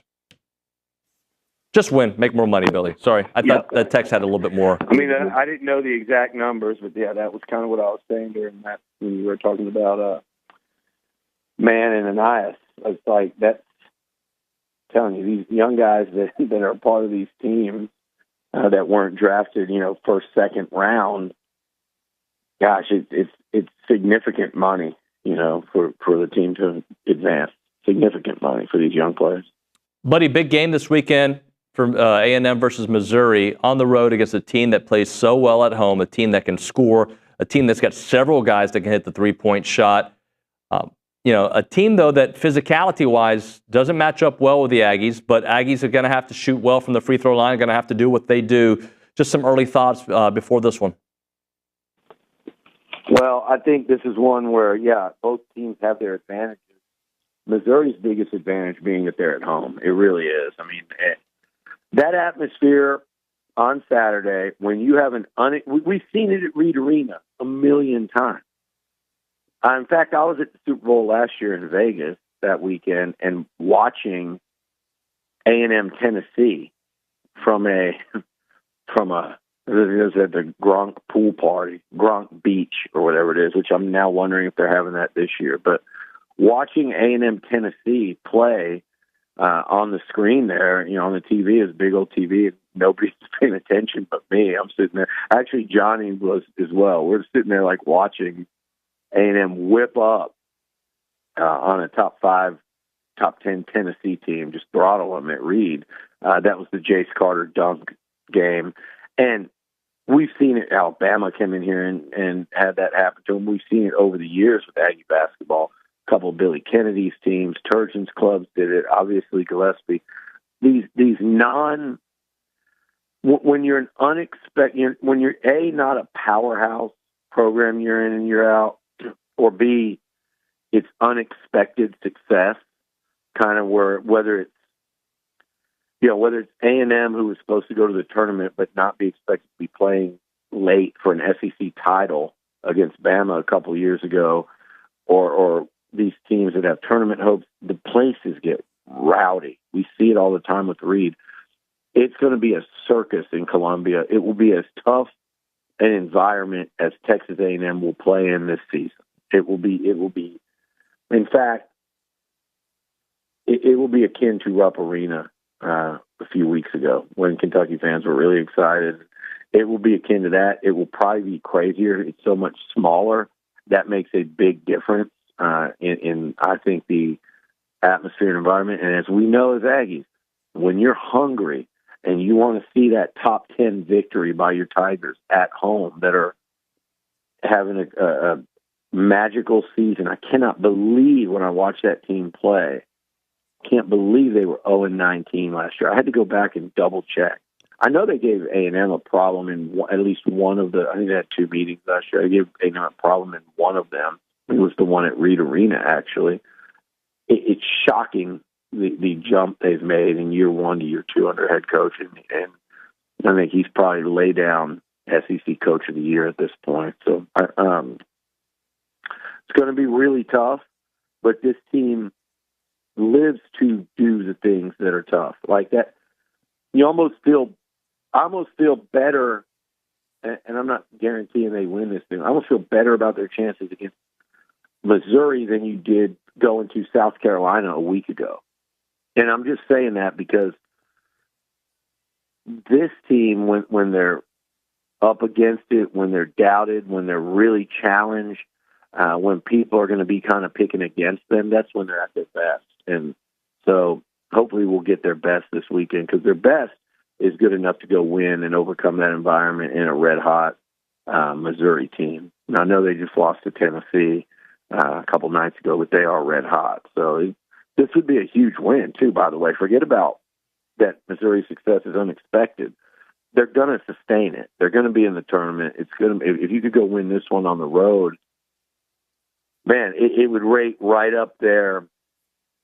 It would rate right up there, in my opinion, right behind probably. Again, I'm not going by the metrics. I'm just saying, watching basketball and going, that was a big win, like in my head of what it meant, like what they actually accomplished.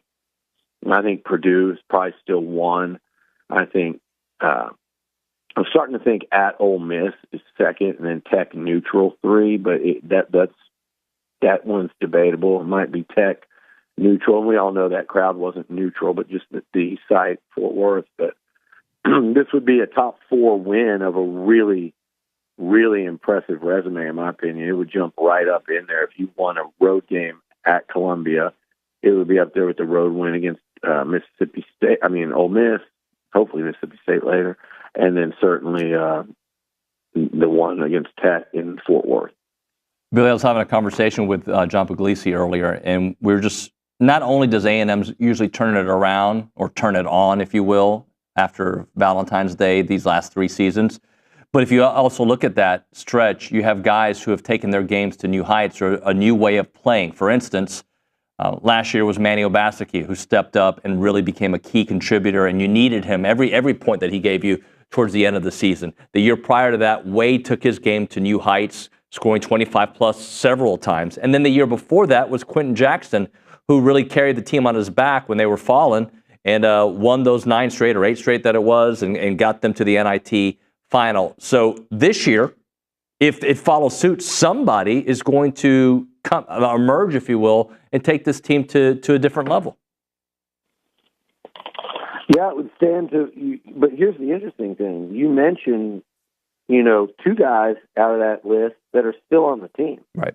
So we've seen them do it. So it's not. It wouldn't be surprising at all to see either one of them do it. Manny has been showing signs of it, here and there lately. Like he's playing a lot better than earlier in the season. So that could be on the horizon. And then obviously Wade hitting 7 threes the other night, a season high. Like, so he might be, he's been fully recovered, but just getting back after missing multiple weeks, he might be hitting a stride now that we're just seeing the beginning of. So what's interesting to me though is I think Andy Garcia has a jump of much better basketball ahead of him this season at some point. I think Pharrell Payne and Zurich Phelps, there's going to be stretches of games where they're really tough to stop. And it might be, if Wade can just be Wade, and then the defense, you got Wade, here are the constants, I feel like: Wade, the defense, and the rebounding. Now, if you can get a couple of those guys every night, we used to say 1. Now it's like, it's not just scoring, but a big game from Andy or Pharrell or Zurich or Henry. Those are where, when you start doing that, and that's where this team becomes really, really tough to beat and a real potential problem for the rest of the field in March.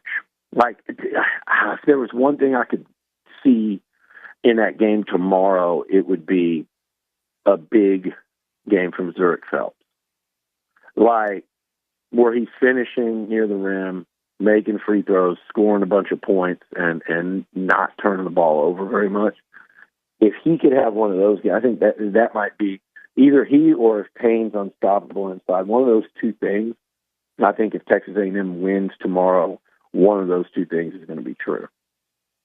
Billy, before I let you go, I want to ask some Aggie baseball stuff. Obviously, the new player development area that they approved yesterday. We had JB and Brodie Greene in studio earlier. Just, I don't know if monumental is the right way to phrase it, but huge step into keeping up with what everybody else is doing and actually, hopefully, surpassing that from a player development standpoint. Well, anytime you're going brand new, there's some areas where you should surpass the opposition, right? Like, when you're going brand new and whoever's number 1, number 2, number 3 in facilities, theirs weren't built this year. There's been changes. There's been, you kind of have the chance to go around the country and figure out exactly what you want from this place, that place, the other place. And so from that standpoint, there might be some even better than what anybody's got. But, man, and it shouldn't be this way ever at A&M in anything, but they're coming from way behind on facilities, player performance facilities, to the point that it was a real recruiting hindrance. And again, that should never be the place at the case at A&M in any sport, but it certainly has been in baseball. And I think Mike Early, look, you want to build an $80 million stadium, a $120 million stadium, and you want to see 12,000 people there and 17,000 people and have third deck suites in the outfield. I'm one that doesn't. That is way lower on my radar. I think the game day environment, and Early said it when he got hired. He compared it to places like Wrigley and Fenway, and just there's this real charm to Bluebell Park at Olson Field. There was a real charm to that place. I think you have to be careful how you do it. I do think the stadium needs upgrades, and I will be very disappointed if this, if anyone thinks this is just this should appease everything and this will do. I think if you're thinking that way, then you're thinking wrong. I also don't think you need to spend $1 jillion fixing that place, and I don't think it needs to be 12, 14, 15,000 seat capacity. Make it a tough ticket. Make it there's things that need to be done, yes, and I think that's the next step down the road. But this was the first step, and it was very necessary, and I'm proud of Trev and A&M and the board and the university and everybody to get this done, because, man, in 2025, with all the money in this place that they're pouring into everything, and NIL and the university and everything, there are very few things that Aggies have as much pride in and that they love and are more passionate about than Aggie baseball. That's when they're not good. And then they're usually not good, but that's when they're a top 15 program, top 15 program in the country, going to Omaha once every 10 years or so. No, this is an elite program. This is the best program you've got at Texas A&M that's visible. Obviously, other sports, Mark Weaver, Garrett Chadwell doing some amazing things, but visibility-wise, this is the best thing A&M athletics has going right now. And there's some really good things. Hell, we just spent 10 minutes talking about a top 10 basketball team. But Aggie baseball, it is the pride and joy of A&M athletics, and it usually is. And again, it is the fans are the most passionate about it. It matters here. They really care. I drove through Baton Rouge coming here. They really care about baseball. I mean, hell, I had dinner with a couple of LSU people last night. They really care about baseball. A&M's the same way. You know what LSU does? They weren't lagging in facilities. So Mike Early is smart to come in and immediately, I think that was his deal, was this I need. This I need right now. We have to be caught up so it does not only does it not hurt A&M in recruiting, but now it helps A&M recruiting. So it's a big flip, and they're already at an elite level in terms of the players they're getting. Just look at the roster. And then in terms of, I think if you give him those facilities and sustain this NIL they've got going, they're going to be there in the mix every year for Omaha, and they're going to be a national championship contender more often than not. And so that is really something to be excited about when it comes to not only A&M sports, but just Texas A&M in general. So this was overdue, though, Nuño. I'm just telling you. You hear coaches and players, and I don't know what the guy said this morning. They didn't play in the SEC, but they know a lot more about that stuff than I do. But I know from just seeing places and talking to people in the game over multiple coaching staffs now, you really understand that, like, this was a deal where, no coach at A&M should ever be ashamed, like, to kind of show facilities knowing, well, how much you're lacking compared to the opposition, because you're getting paid to recruit at that level. You have to recruit at that level to win. And so this was necessary, overdue, and I'm excited because I'm sure they're going to do it right. Billy, enjoy your time there. I'll see you on Monday. All right, buddy. Billy Liucci on the Buppies Catering Hotline. We'll hit a break. We'll come back with a text message or two, a thought or two. We'll figure it out. We don't got that much time left. Right now, we're talking Bird Dog. They're an Aggie-owned company creating hunting opportunities. They'll create some access to some awesome ranches out there for you to enjoy hunting. If you're a seasoned hunter or you're brand new to hunting, you should check out Bird Dog because they're going to set it all up for you. It's awesome. But beyond that, if you have land, if you're a ranch owner, if you're running cattle on your land, if you're farming on your land, let them find you some tax benefits. That's what, right. They find tax benefits on your land that you haven't thought about. This is part of the services they do. And many of their clients are making an extra $100 to $500 per acre of land. They could be your personal consultants and help you maximize the income on your land. So if you're a rancher or a ranch broker, you need to talk to them as they can help your buyer or your seller understand the additional ways to make money.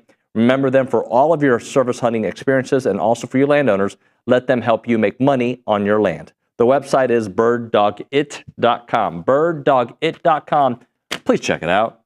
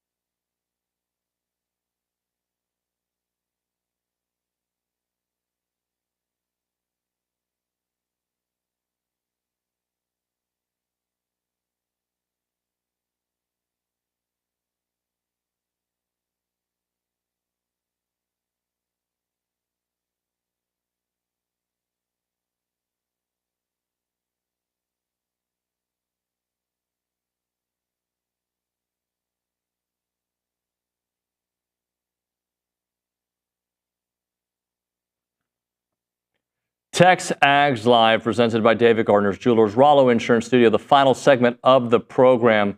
Nick Savage, you pulled the mic down. I hope you got something to tell me good. To be quite honest with you, David, I don't know why I did. I just did. Bronny's in here playing some, what was that? Manny Fresh. Manny Fresh, yeah. So, you're a big Manny Fresh guy. Yeah, I go to that meeting, the Manny Fresh meetings. Do you know who Manny Fresh is? No. Maria Griglione in the Angry Elephant News and Social Network. Do you know who Manny Fresh is? I don't.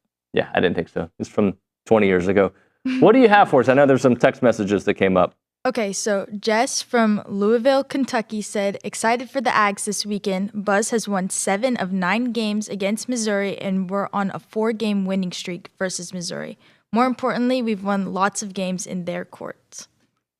I like the way you think, Jesse. Let's get it done on the road. Look, because I'm a worrier. You know that about me already, right? Yeah. You figure that out. I worry about, but this is a game. If you can neutralize, which is a big if, but this defense finds a way to do it. They're 3-point threats, and I know they hit threes on teams on A&M hits threes, but maybe stop the grill and make somebody else beat you. Maybe that's the recipe. What else? Adrian says that they went to both softball games last night, and the ladies were awesome. Mac Attack and Maya absolutely crushed the ball. So all good things to say about softball. The Mac Attack. Hopefully more of that tonight or today against Baylor. That's going to do it for TexAgs Live on a Friday. Can't we wait to see? I can't even speak English anymore. We'll see you on Monday, I promise.